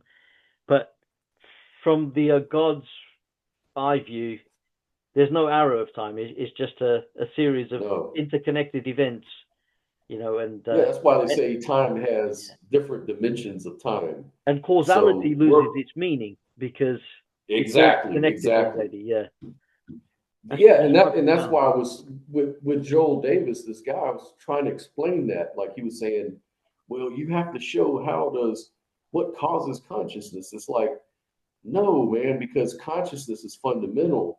There is no causality, really. In the big picture, causality is just a way of making sense of what we observe, the appearance. That's right. It's not really a real thing. It's just, it appears to be a sequence of events, but in fact, all there are is relations. It's just relations all the way down. One thing relates to another thing, which relates, even consciousness, even the greater mind needs relations. That's why it did the subject object split, so that it could, view itself. And so all of this makes perfect sense. Like spotlight is really the same thing. Really, you know what I mean? That's right. So in fact, Bradley said, we live in the world of appearances, but we tend to neglect reality, which is already unified. And he said, when it comes to relations, when you try to relate, so you say me and you are two terms, right? Or two different objects or two different people. But when you try to relate them, you have to find something that both of them have in common. But he said it produces a kind of infinite regress. It's what they call Bradley's regress. So basically, he said, if you take a relation to be something in and of itself, separate from the terms, you start to realize it has to be illusory, because a relation has to be one, distinct. So it has to be a distinction, and at the same time, it has to be a connection. And that already is a contradiction. So it's contradictory. So he came up with that's how he came up with the idea of the absolute. He said the absolute is what reality is really like. There is no separation. We're the ones with our human perception that create distinctions between things, but there is only just one unified thing, and distinctions are illusions, because distinctions are contradictory, and the absolute has to be non-contradictory. It has to be unitary. It has to be one. just one thing. And the only way Hmm. we can come to understand that is through direct experience, he said, although he never came up with uh, any type of meditation or like a recipe to attain that. But he said it has to be through direct experience, or you have to go by relational experience, which is the realm of thoughts. But then you have to create a model that points to that reality. It won't be the same thing, but it will be a reconstruction or a representation. So thinking is in the realm of relations. It's the Relations, right? It's a sequence, and it relates to past. It relates to goal setting and others, and everybody's related to it. yeah, It's like Donald Hoffman said. Really, the consciousness is sort of, it has aspects that are infinite. So consciousness is an infinite thing. It's a thing that exists for itself. It doesn't have, it's non-contingent. It's yeah, not contingent on anything. It's just standalone. And then that way it's infinite, and it can be described through Gödel's theorem. yeah. As much as we know about something, there's always a boundary condition. There's And always a we have to, boundary. once you Yeah, get, and even if you explain the boundary condition, that framework also has a boundary condition, and it needs an explanation, and it goes on infinitum in yeah. principle. And you keep And adding so on that's more and more information, and you never achieve what you're seeking to never, achieve, which is completeness. yeah, it never bottoms out. Yeah. It Yeah, reminds me of the principle of emptiness in Buddhism, where you can go on down the relations as far as you want. You will never get to the primary relation, because there's nothing there. There's just consciousness. There's just the observation of all the relations. And that's it's right. never a point, there's never a point where there's no more relations. Otherwise, consciousness would cease. You have to have a relation, you have to have something to be conscious of. Otherwise, this is why you would just be a oneness of something alien that we can't even talk about, which I Yeah, would call phenomenal consciousness, like some sort of phenomenal consciousness, something that isn't metaconscious, something like Bernardo describes, that yeah, from which all these disassociations can relate from. yeah. They can It relate could to each create other. associations and a myriad experiences, but then there's that Yeah, potential which can divorce itself from all these connections, all these concepts, where it's a pure thing, it's a pure being, isn't it? It's like a pure awareness. It can free itself, yeah, and it's already complete. It's already joyful. It's already free. yeah. It's like Fagin says. He looks at it like, he says that we already know what it is, even from a abstraction. It's called the quantum field in our abstractions. Yeah, And he says the quantum field is just one thing. It's one thing from which all observations emerge out of. It all evolves out of the wave function, which yeah, is just an abstraction. There's not multiverses, there's not like all these things. All that is it's an equation that describes the potential. yeah, And this potential, though, is real, because if it wasn't, there would be no actualization. yeah, And the only way to see the actualization is to be a conscious. And you got to understand what scientists, he said, they dismiss consciousness, but they forget that if everything that exists comes out of the quantum field, yeah, that means consciousness is also in the quantum field. yeah. And in It's fact, when you're looking irreducible. through your eyes, Yeah, yes, just all you are, you're not a local being. You are the field. yeah, You're just experiencing a local thing. You're experiencing a local actualization of itself yeah, as Arlindo. You're yeah, seeing through your eyes and your limitation, but it's really the field doing it. The field is the you that we're yeah, talking about. So Arlindo is just this limited story you've accepted, yeah, but in actuality, you are much greater. You're non-local, yeah, you're immortal, you're everything that ever existed, ever will exist. And it's a beautiful thing, man. It's almost like, I always feel like I have to be on guard against beliefs that sound too good to be true. Yeah. And that's where my skepticism will kick in, because I'm like, well, if I want this to be like, I'm a big UFO buff. Like I watch UFO, UAP stories, Oh, I've and seen so I about get five in. UFOs in my lifetime, and I'm so Oh man, glad for one of them. I'm so we're glad gonna my talk. wife was next to me because I've said to her, Oh man. if you hadn't been next to me, you wouldn't have believed me. I couldn't believe because I turned to my wife and I said to her, "Are you seeing what I'm seeing right now?" Because I Oh man. honestly, it and this is Yes. one of the ones because it was massive in the sky and I could not believe it. I could not believe it. I said to her, "This The thing is thing is, defying the I laws of physics." really, I see. That's what I'm saying. I envy people who have these experiences, because for me, it's like my skeptical hat says, you want UFO, I want to believe, as they say. Like that's true. And my brain is wired up to where I potentially could be a religious zealot. I know that because I was one at one time. Luckily for me, I was able to transcend that. Um, so I understand that I'm very easy to believe in things that I want to believe in, but I've done a lot of work on myself to practice an attachment in some of these principles to get away from that. But on the other hand, UFOs, UAPs, I don't really view that as all that extraordinary, actually. I think that people who think that UFOs, UAPs, and aliens as extraordinary are people that give too much credence to their own local experience of life. Like they don't understand, like there's this really good theory, and this all relates to consciousness too, is that it's called the deep forest theory. I think Avi Loeb talks about it. He's Is it Dark Forest? yeah, dark forest. So Yeah, what that yeah, is he says actually how people the Fermi paradox is the idea that where is everybody at? Where are all the aliens? If life is, if it can yeah, happen once, it should happen a billion times over. yeah, And so where is everybody? It yeah. should We be should be seeing spaceships ubiquitous. all over the Which is, universe. yeah, but Yeah, you don't, so it's a big paradox, yeah, whether you're a materialist or not, that's a big paradox. So yeah, anyways, Avi Loeb says no, what's happening is it's a dark forest out there. If you think about a forest, in a forest is teeming with life, right? But it's dark and everybody's quiet and everybody's hidden. Why?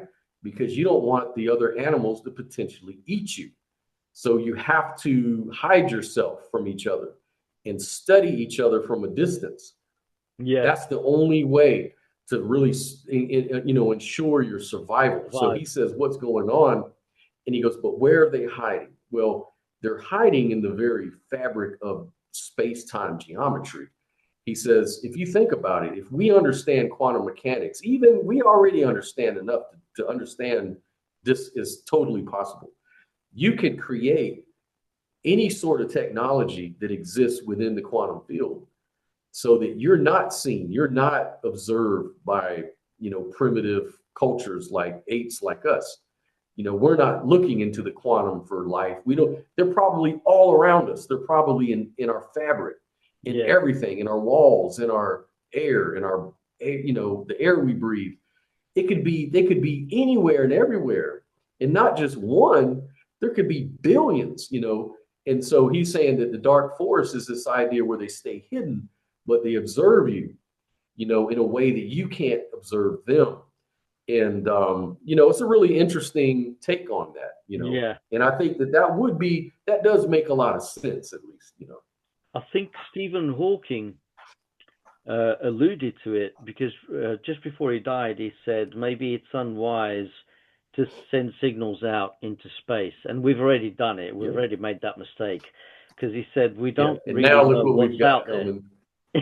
Well, we know, Avi Loeb is talking about, when he talks about the dark force, he says, and an example of the mistake we've made by sending radio waves and trying to make contact is now we're about to see the mistake we made, because now we've got this, 2 mile long spaceship coming into our Yeah, galaxy, right? It's like and sitting it's the out there and it's fastest going to be, interstellar object, isn't it? Moving towards us. yeah, Yeah, and it's supposed to be coming in our solar yeah, system here, and by November, I think he said that it'll be close enough to the Earth to observe it and for it to observe us if it's an And it alien, won't be as which is really friendly scary. as Yeah. Oumuamua, because I think Oumuamua No, came and went. Yeah. yeah, it's like they're really suspecting it's going to be an aggressive alien because look at what we're doing. We got all these wars going on right now. We've got all this chaos on this planet. They're probably thinking we can't let these animals, you know, progress in their technology And with then nuclear run weapons. wild throughout the universe. Yeah, yeah, Yeah. it'd be like Darth Vader. It'd be like the Empire Strikes Back, man. Yeah. Like they can't have Yeah. that. Yeah. You know, Definitely. so No, it that's the makes sense. fear, you know. Yeah, it's like we like to think of ourselves as these benevolent creatures. We're not. We're not. We're very screwed up psychologically. We've got a lot of problems.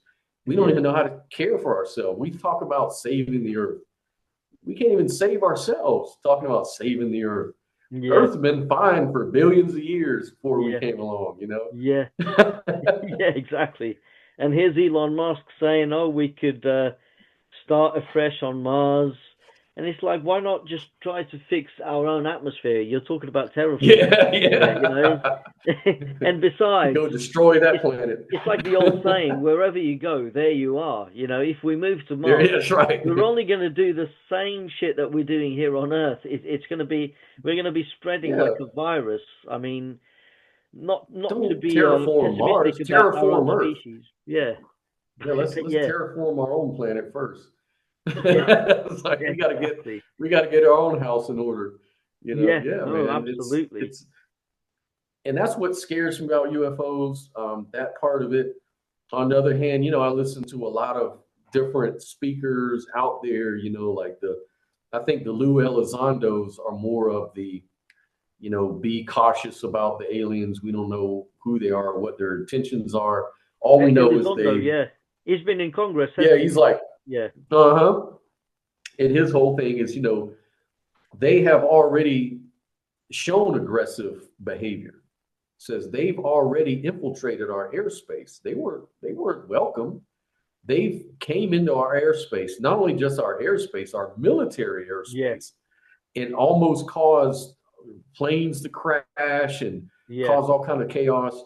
For 70 years now, this has been going on, you know. And he says these are not friendly people. Like these, No, it seems like these are more comparable to those scientists that go out into the Amazon and just rip down, you know, all kinds of ecosystems just to study termites or something. yeah, Like they go in and they step on ant hills and destroy whatever's in their path so that they can study what it is they want to see. They're yeah, not even giving a shit about the birds and any of the other part of the environment. They're just out there recklessly doing what they got to do because actually morality is a very subjective thing. yeah, You know, people, we have our own subjectivity, but it's all based around what we want and what we like. When we don't like stuff, we call it evil. And when we like stuff, we say, oh, that's good because it's good for us.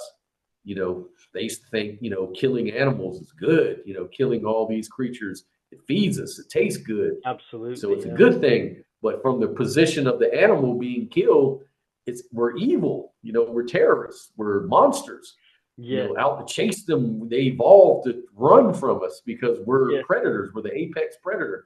So from absolutely, it's real easy to get that confused, you know. yeah, So for the aliens' point of view, they might not give a shit about what we think is moral and yeah, oh, they should have love in their heart. They might not. You know, yeah. it's like we said They about could the be, greater mind. It's trying to yeah, examine itself. You know, it's trying to learn itself from every. It might not. Maybe in the greater mind's perspective, humans are like low tier. Maybe it's not about us. It's about these really advanced civilizations. yeah, That's what the greater mind is more yeah. interested in. You know, we Or just maybe, happen to catch on to it.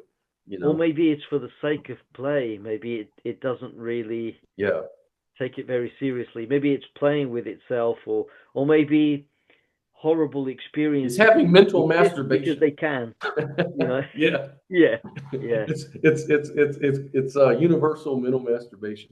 But you know, the only thing yeah, is the near-death experience kind of tempers that a little bit because you know, like we said, that people have positive NDEs and they seem to get enlightened with a bigger ontology that's more benevolent. So that's kind of good news in that respect. So yeah, hopefully we're not like just on in the meat machine. Hopefully, you know, we're much more valuable to the universe than that.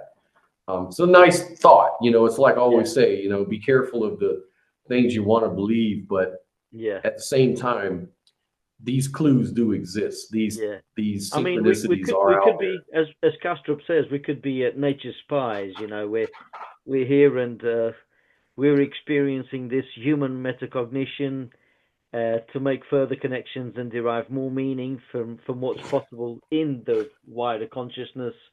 I mean, that's also possible.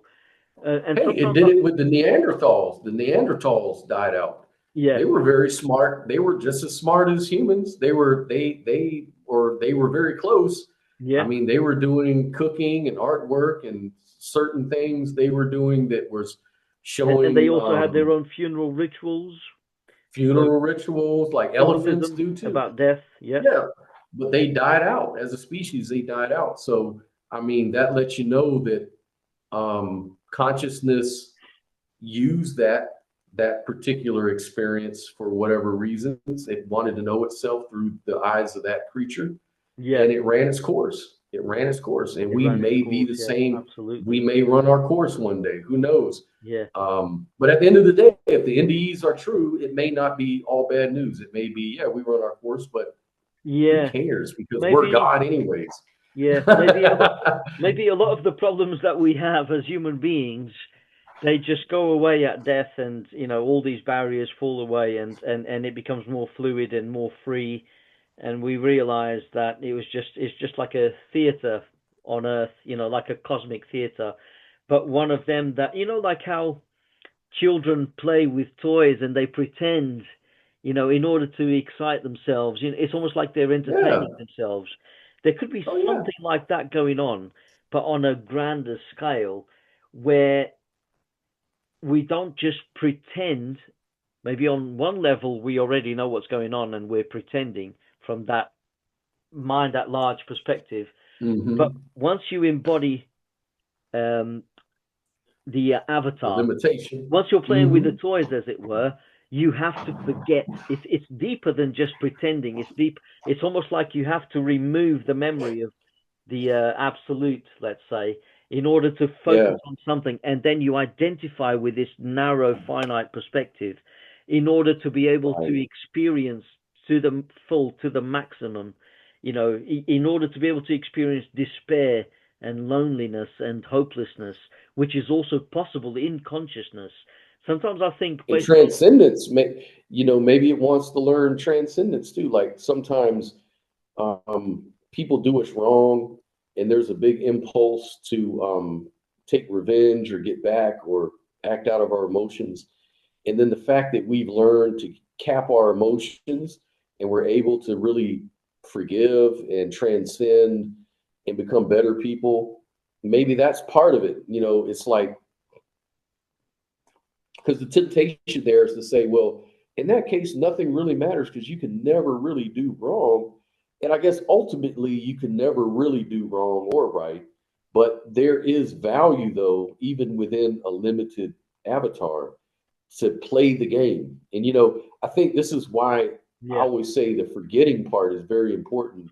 Forgetting about there's a source, forgetting who you are in that greater consciousness perspective is valuable because now you have a true playground, you have a true sandbox to yeah, test things out with. Now you can actually, work on problems you have. You have a place you can work it out, work yourself out, and build yourself up. And this creates that school you're talking about, and it creates a better world. Maybe the whole goal is to create the planet Earth to become like these advanced alien civilizations who may be 100% benevolent and super wise Yodas, Yeah. maybe we're on that trajectory to become Yoda, man. Yeah. And this is how we have to go through we're in the process, of doing Yeah. that.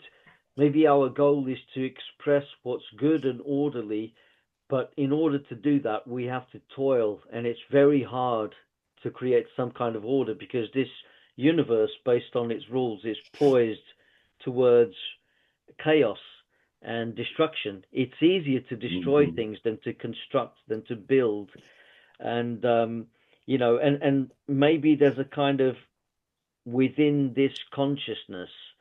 Maybe there's a kind of deity that goes beyond anything we could possibly imagine.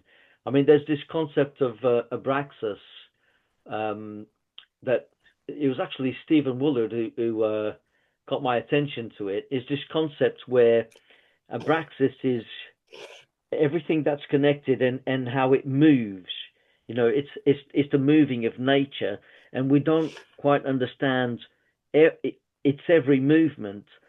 But it makes me think of Donald Hoffman and his mathematics and how these geometric shapes that exist beyond the Planck scale, they map onto what's going on in the unified quantum field. Like it maps Hmm. onto certain features that we can measure, like mass, spin, momentum.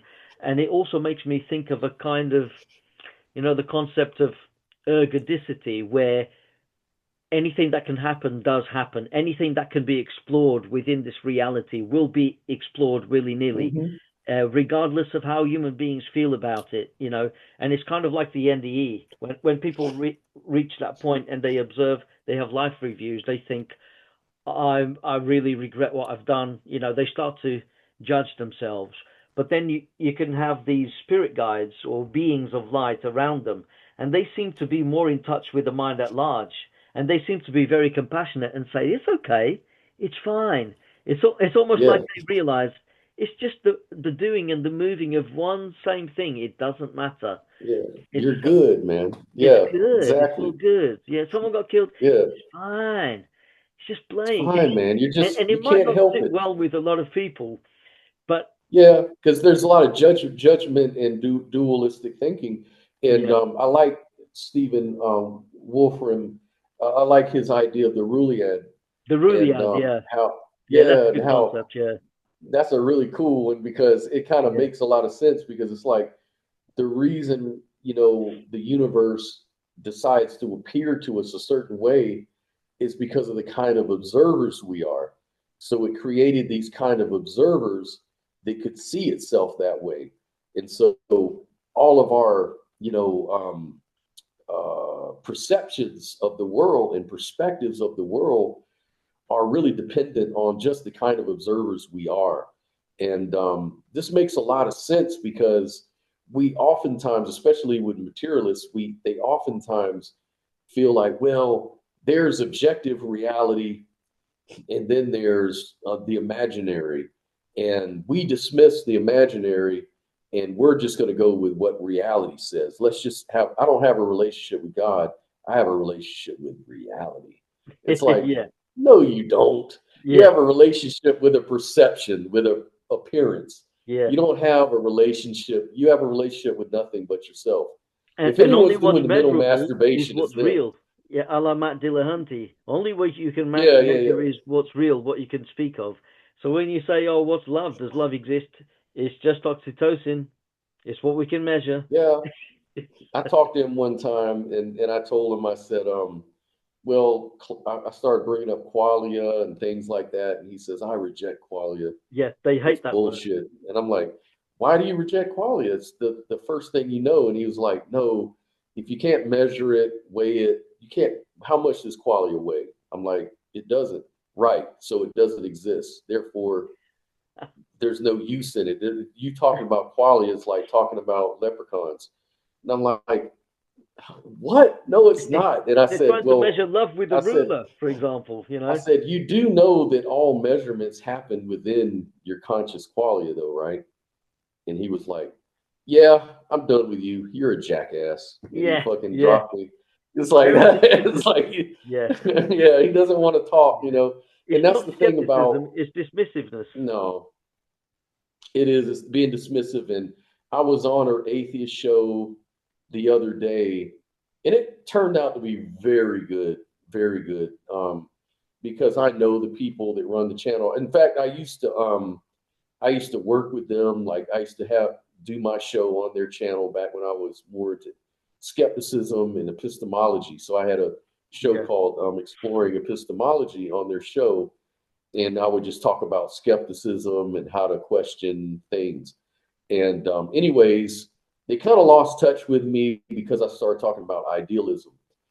And one time, the guy that runs the channel, he came on to my show, the discussion, and man, he got nasty. He was like, "Yeah, y'all are talking bull. I can't believe to hear you talk like this. This is just, man, what a fall. What a you would rather believe in magical thinking." And I'm like, what are you talking about? Like, dude, do you understand? Like, you just don't understand what. I don't have time to sit here and respond to you through a live chat. I said, come on the show, let's talk. He wouldn't do it. And he insulted Sophia, and they had words. And anyways, I went on his show. He advertised it, said, "Yeah, won't you come on the show and talk?" And so they had a show on do you believe in ghosts and stuff like that. And so it was like these two atheists, they were going to talk to people who wanted to tell ghost stories. And I have a ghost story. So I went in there and I told my ghost story.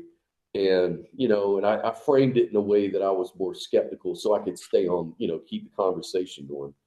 And then we got into idealism, and I started breaking down, panpsychism, idealism. And one of the things they were saying was like, yeah, but what's the point? I mean, what's your end game? Okay, the way you explained it, you answered our questions. And one of the guys on there is a big physics guy. He's always talking about physics and black holes and materialism. So he's always into that. He's like a big science kid. And so his whole thing was, well, I don't really know how to answer you. I don't really know where I'm going to go, how to go with this, Scott. He goes, all I could say is what's your end game? What's your point? Like, therefore what? God, what's the whole thing? And it's like, what do you mean, what's the whole thing? Like, I could say the same thing about anything, like materialism. What's the big deal? Like, you can say that about, we're just talking. It's just, and I said, and if you really want to talk about why is it a thing, and I was saying like, and I started bringing up David Chalmers and Alex O'Connor, and people who talk about this, and he's like, yeah, man, but those are professional philosophers, though, Scott. These people, they make their living talking about it. It doesn't mean they actually believe this crap. It just means that, that people like you watch their channels and you believe what they say. And I'm like, no, actually, people from Silicon Valley got involved in it because they started putting together neural networks. And if materialism is right, and if consciousness and intelligence emerges from neural networks in brains, for example, then if you just put complicated neural networks in computers, you can have AI that's conscious and stuff like that. So that's where it comes from. You want to talk about practicality? That's one practical way of exploring the question. Yeah. It leads to AI. It leads to conscious, robot. I don't believe it, but that's part of the thing. Yeah. And I said, and also, we're talking about non-duality. We could make the world a more cohesive place if we all see each other as one thing, don't you think? Yeah.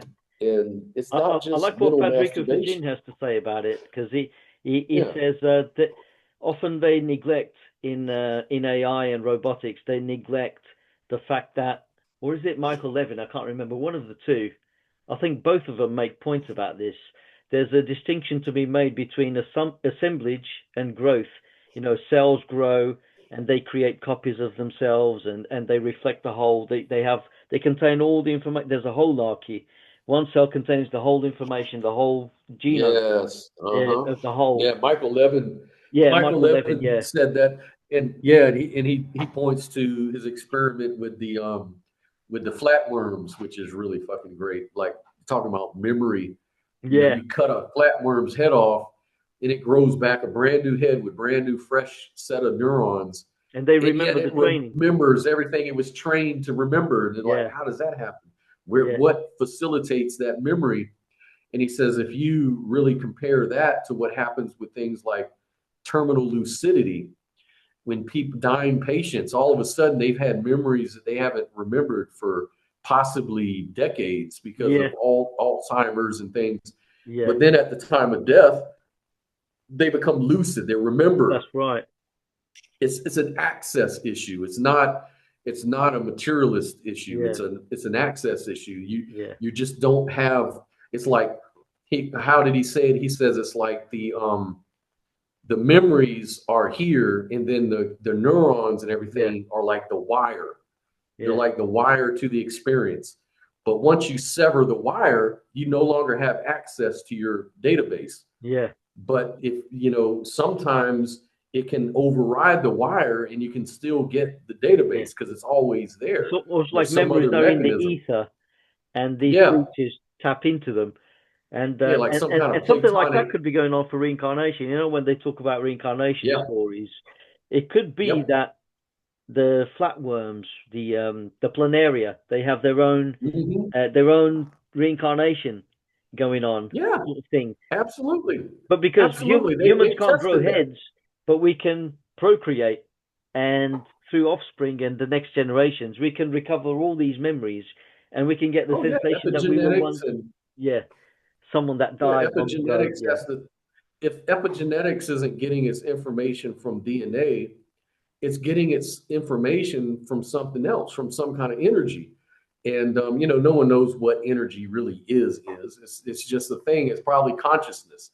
That's yeah, probably what energy really is. It's just consciousness yeah, in the form of what we call energy. That's what consciousness is. And so this energy houses all the memories, and you want to call it the Akashic records or whatever. You Akashic can records. tap Yeah. into this, yeah, the database. You get into that, you can get your memory All as of a long sudden, as the it's Akashic records are not as crazy as what people used to make out to be. yeah, You know. entanglement, Yeah, non-local entanglement. I mean, that's yeah. Akashic records right there. It's like I tell you what, have you heard of the crazy. comedian Ricky Gervais? Yes. Yes. Oh yeah. So He's an basically, he's atheist. a friend of Sam Harris, and he's got this movie called David Brent. It's a funny film, you know. He's a magician, not a magician. He's a musician, sorry, and he plays this really stupid character. He does so many stupid things, but he's very likable at the same time. But one of the songs that he sings in the movie is the lyrics go something like this. And it's surprising coming from someone like him because he's very much aligned with Sam Harris and the atheists and materialists and stuff like that, right? Even though Sam Harris is probably on the fence or is embracing, or Yeah, maybe he's in the closet idealist. I don't know. But yeah, you Ricky never know. Gervais, he sings a song. I can't remember the name, but it goes something like this: "We are electricity, we will never die. In the end, we just return to the sky." And it's so profound, and it Yeah. almost sounds like an idealist uh, lyric, like or a panpsychist lyric, because there are different forms of panpsychism, and Federico Fagin says he's a quantum panpsychist, and in the sense that I resonate with him, I am a quantum panpsychist because it's also an idealism, and if you think of quantum Mhm. states, they are really spread out because the smaller you get, the bigger you get. There's the de Broglie wave function where if you're a tiny particle, a tiny electron, you're already spread out throughout the universe as a wave of probabilities. But if you're something as big as a tennis ball, you're already more localized. And because the tennis ball is so big in the quantum realm, it becomes a small object of influence Mhm. because it's so big. It has a tiny influence, whereas the electron is so tiny, but it has this infinite influence. And when you Mhm. think of people saying that, electricity, electric fields, they could be the expression of or manifestation of consciousness, There's something there really because, it's Hmm. we have electricity in our bodies. It's how we move. It's how, we use electricity to metabolize. We can manipulate electric fields to manipulate what sort of heads are going to grow from planaria, for example. You can even um, tweak it to the point where the planaria grow heads that don't belong to those bodies. It's almost like the heads seem to belong to members of other species. According to Michael Levin, his experiments, you can actually do that. You can manipulate these electric fields, and sometimes it's funny how how something as creative as lyrics or poetry seem to reflect reality. And maybe Ricky Gervais doesn't realize what he's come up with there. Maybe he means something else. Maybe it just means that we're just the universe. But the implications of that, of saying that we are electricity, we will never die, in the end we just return to the sky. That's quite profound, man. It's almost like Yeah, it goes beyond just being human. It goes beyond right. human beings. Yeah, it's out It's a there. transcendent sort of concept, and I always say that I think that most people, even materialists, are actually epistemic idealists at the end of the day, Yeah, because if you think about it, all they ever talk about is their experiences. All they ever talk about, all anybody can ever talk about, really, is their it's experience, mind. anyways, Yeah, mind and what they think about this or that, and so everything they do, every decision they make is based on an experience. And they even, a lot of materialists happen to also be atheists, and they also happen to be leftists, progressive leftist type people. yeah, And these people are more in line with, empathy, ideas of inclusiveness, trans rights. They really respect the experience of people, of their identities and things like that. Well, really, if you were to really hold them to the fire on that, you could pit their materialism against their political beliefs. And you could say, you know what? You're kind of incoherent right now, because there's no place for experience in materialism. Actually, there's no no explanation. way. You just know it's true. Yeah, You just know it's absolutely true yeah, because you have an experience. You can't deny that. That's the only reason that you even give it any kind of credence. In fact, you give it the priority. yeah, But the thing is, you also are double tongued by saying that if it can't be measured and all this kind of bullshit, right? yeah, So they are double tongued. They just don't want to face up to the music, in my opinion. But I think everyone's really an idealist at heart. They just yeah. don't maybe realize it, Because you all know. anyone can know is mind. So really, Right. you can only be primarily you have to be an epistemic idealist, and then you can make ontological inferences, and that's where you move from epistemology into To philosophy. ontology, Right. and then you might make Yeah. a coherent argument about ontological Ex- idealism. exact. There you go. See, that's what I'm saying. That's exactly what I tell people. Like when materialists, and I've made a lot of headway with a lot of folks that were once really opposed to it, and after just sitting down and having a conversation and pointing out some very simple things, they start to at least understand where I'm coming from, and they're like, okay, so yeah, we are all kind of epistemic idealists if you really think about it. And I don't have a problem with that. But then you're making these ontological claims, but you're also saying that I'm not saying that's a science. I'm saying that's metaphysics. I'm not saying it's physics. It's metaphysics. It's an argument. It's an inference. Yeah, It's a way to connect the dots. That's all yeah, that really is. yeah. And I You're lean to discussing that. what nature is rather than what it does, which is the realm of science.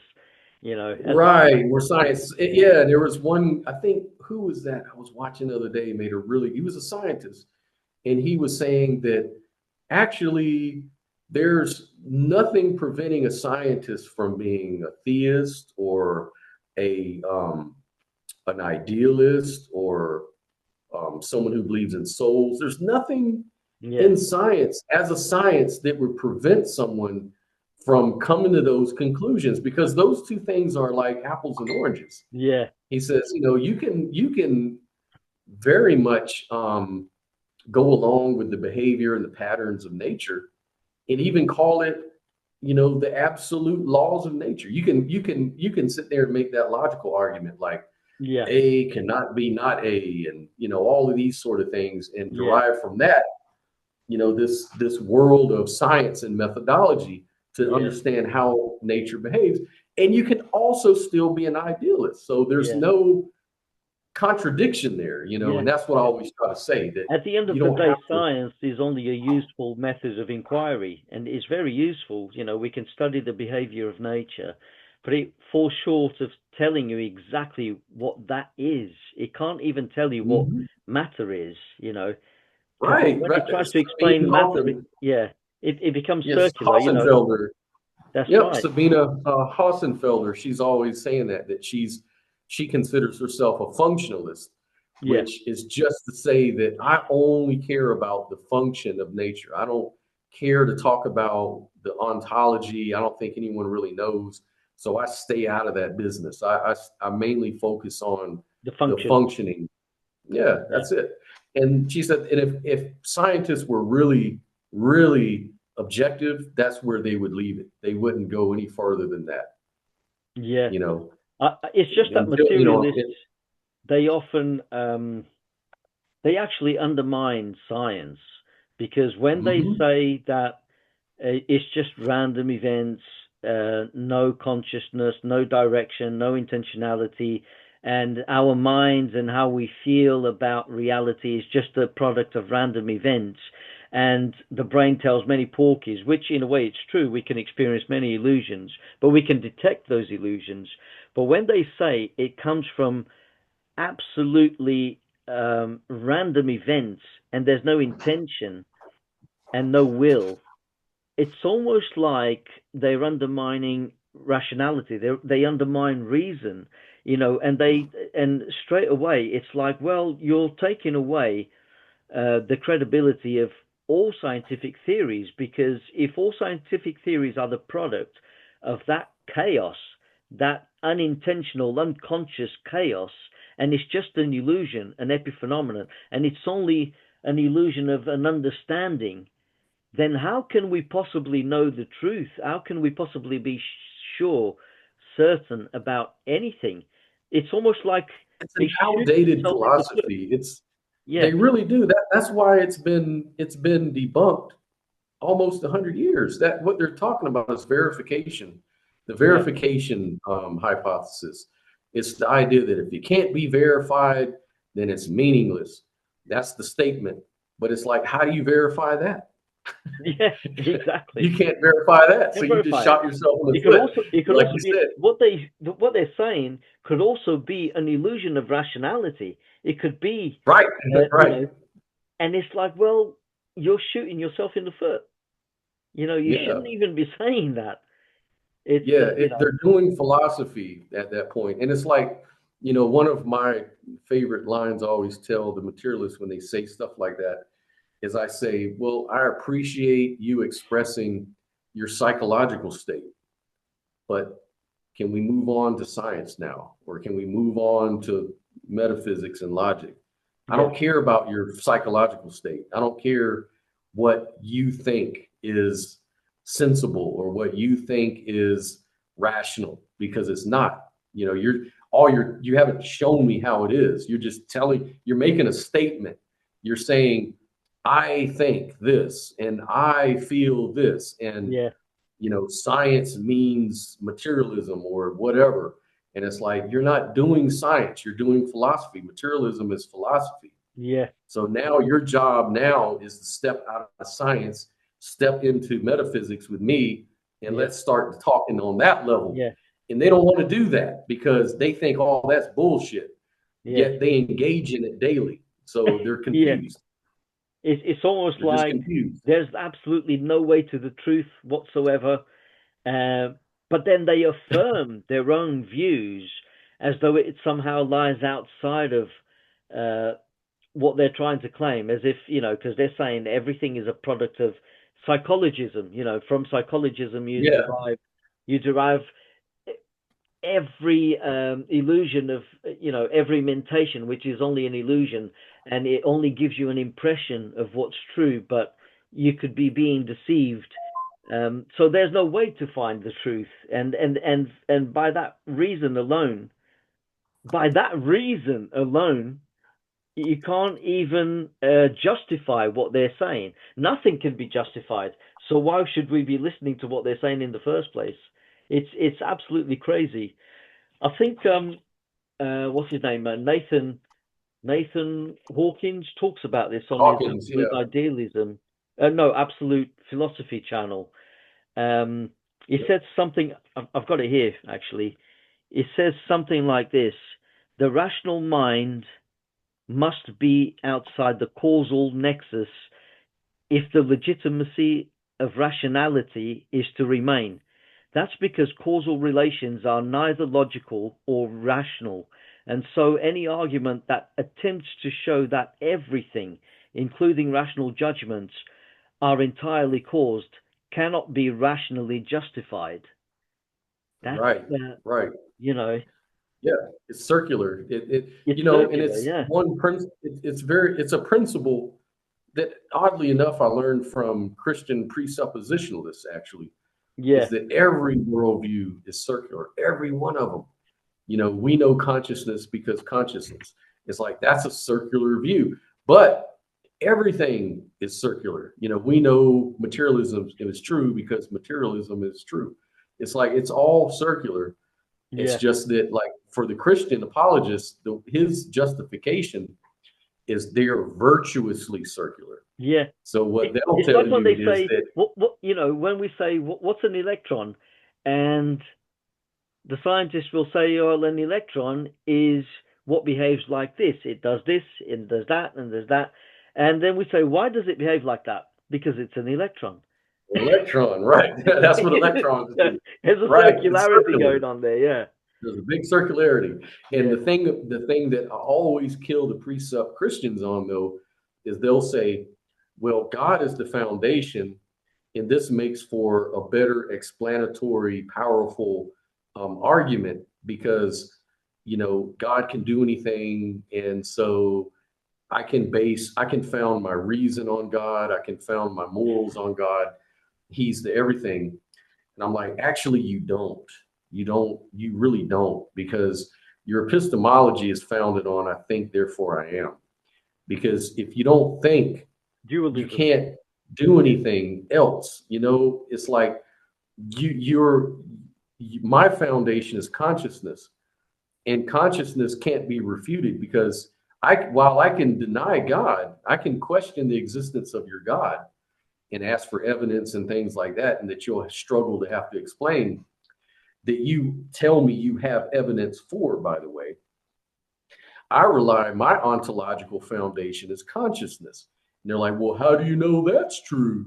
Like, because I'm conscious. And Yeah, they're like, yeah, but consciousness maybe exists. you just think you are. Maybe it's an illusion. Maybe you're a brain in the vat.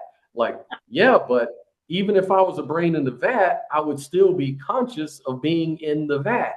Like, Yeah, I would still have these thoughts pumped into my brain, yeah, and it's in a vat, but I'm still having an yeah, experience. So consciousness is still fundamental, yeah, and they can't get past that. It's like, yeah, you cannot think about God or conceive of a God unless first you're conscious. yeah, First, you have to be conscious, and then you can infer anything else from there. yeah. But And that's your and foundation.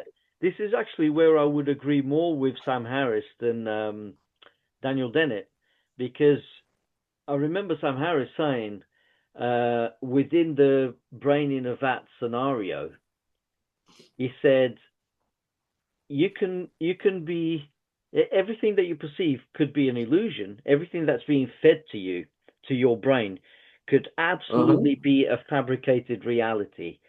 But he said Right. the one thing that no mad scientist performing that experiment on you, no mad scientist or no demon feeding you this bullshit reality can take away from you is the fact that you're conscious.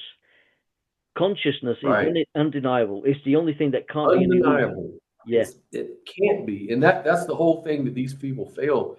It's like, was that Blackwell? What's her name? She was a used to be a big time materialist. She was an illusionist at the time, and I think she moved away from that eventually. I think she learned from Bernardo Castro not to debate him on illusionism because he ate her lunch. And I mean, Yeah. it was so hilarious because she kept saying, well, you're misframing Dennett. And she said, because what he's really saying, he's not saying consciousness isn't real as a phenomenal consciousness. He's saying that what we're conscious of and the things that we think, that the reasons why we do things and this and that, that's the illusion part. It's not that it isn't real. It's just that it's an illusion, that we're doing things for reasons we're not aware of. Yeah. And Bernardo Kastrup says, well, then he's not saying a goddamn thing we didn't know already. Yeah. We've already known this. Welcome to 1,000 years later. Yeah. Like he's not saying. Yeah. They like, really try. Once they're cornered, they try to save face lest they fall into absurdity. And that's where it just put the nail in the coffin, because it's exactly. that's the rebuttal you want to stick with. You sure about that? He said, yeah, that's Susan Blackwell said, yeah, that's the thing. You misunderstood. You straw man him. Yeah. Well, if that's a straw man, then I have to say the situation is even worse than I thought. Yeah. Because he's not telling us no one doesn't know already. He's added nothing to the philosophical discourse with absolutely not. Nothing. And in fact, that's what his point was. Yeah, he didn't do anything. All he did was repeat what every materialist, idealist, everybody's been also agreeing on. He hasn't added anything. There's nothing to that, Susan. No. If he was saying that consciousness is an illusion, then now he might be on to some edgy territory. Yeah. But you don't want to defend it because you understand how ridiculous it is. Yeah. And she's like, yeah, I have to think about that one. I didn't think about it in those terms. Yeah. What? We're not really thinking. You're supposed to do that. Yeah. What are they paying you for? It's like saying we're not really thinking. We only think we're thinking. That's what Neil deGrasse Tyson, he got ate up by Bill Nye because he's like, suppose we're framing it all wrong. Suppose consciousness is an illusion. Yeah, then there's nothing to explain. And then Bill Nye was like, wow, man. I just want to light up a joint and go, yeah, man, we don't think. We just think we think. And he got so mad. He was like, and then he's finally stopped with that garbage too. Yeah. But I agree with Sam Harris. It's the most emptiest argument put forth in the philosophy of mind.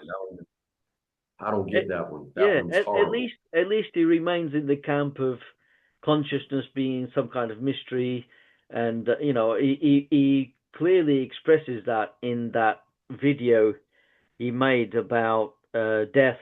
I think it's called The Paradox of Death, where he says, well, if there are no gaps in experience, then there's some kind of paradox going on when you reach the point of death, because if you always remain in experience, which is like saying you are consciousness, you can't help but be conscious. Right. You can't be anything else. Right. And there are no gaps. What happens at death? It's almost like he's saying, well, there's the possibility of a continuation, and that would be some kind of afterlife, some kind of natural continuity. Whether it be reincarnation. I actually talked about that on the atheist show that I was telling you about last week.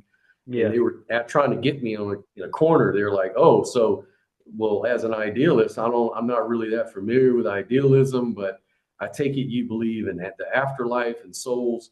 And I said, actually, I believe in the afterlife because I believe that there's no such thing as death as we conceive of it. And they're like, well, that doesn't make any sense, because if there's no death and there's no life, you can only define life in terms of death. So I'm not sure what you're trying to say. And I'm like, no, the nature of consciousness, the job of subjectivity, it's got one job. To experience it. That's what experience's job is, to experience. And I asked him, I said, when's the last time you experienced nothingness? And they're like, no, that's impossible. I'm like, right. So how are you going to make a case that when you die, you experience nothing? Yeah. And he's like, yeah, we can't do that. You're right. I'm like, right. So either experience goes on in some other dimension or realm, or maybe it's reincarnation, Yeah.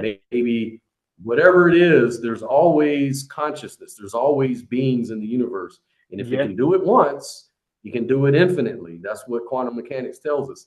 So That's we right. know experience cannot die, it cannot go away. So Yeah. there's this other thought experiment I threw in there. And if you ever heard of the quantum suicide thought experiment, The quantum?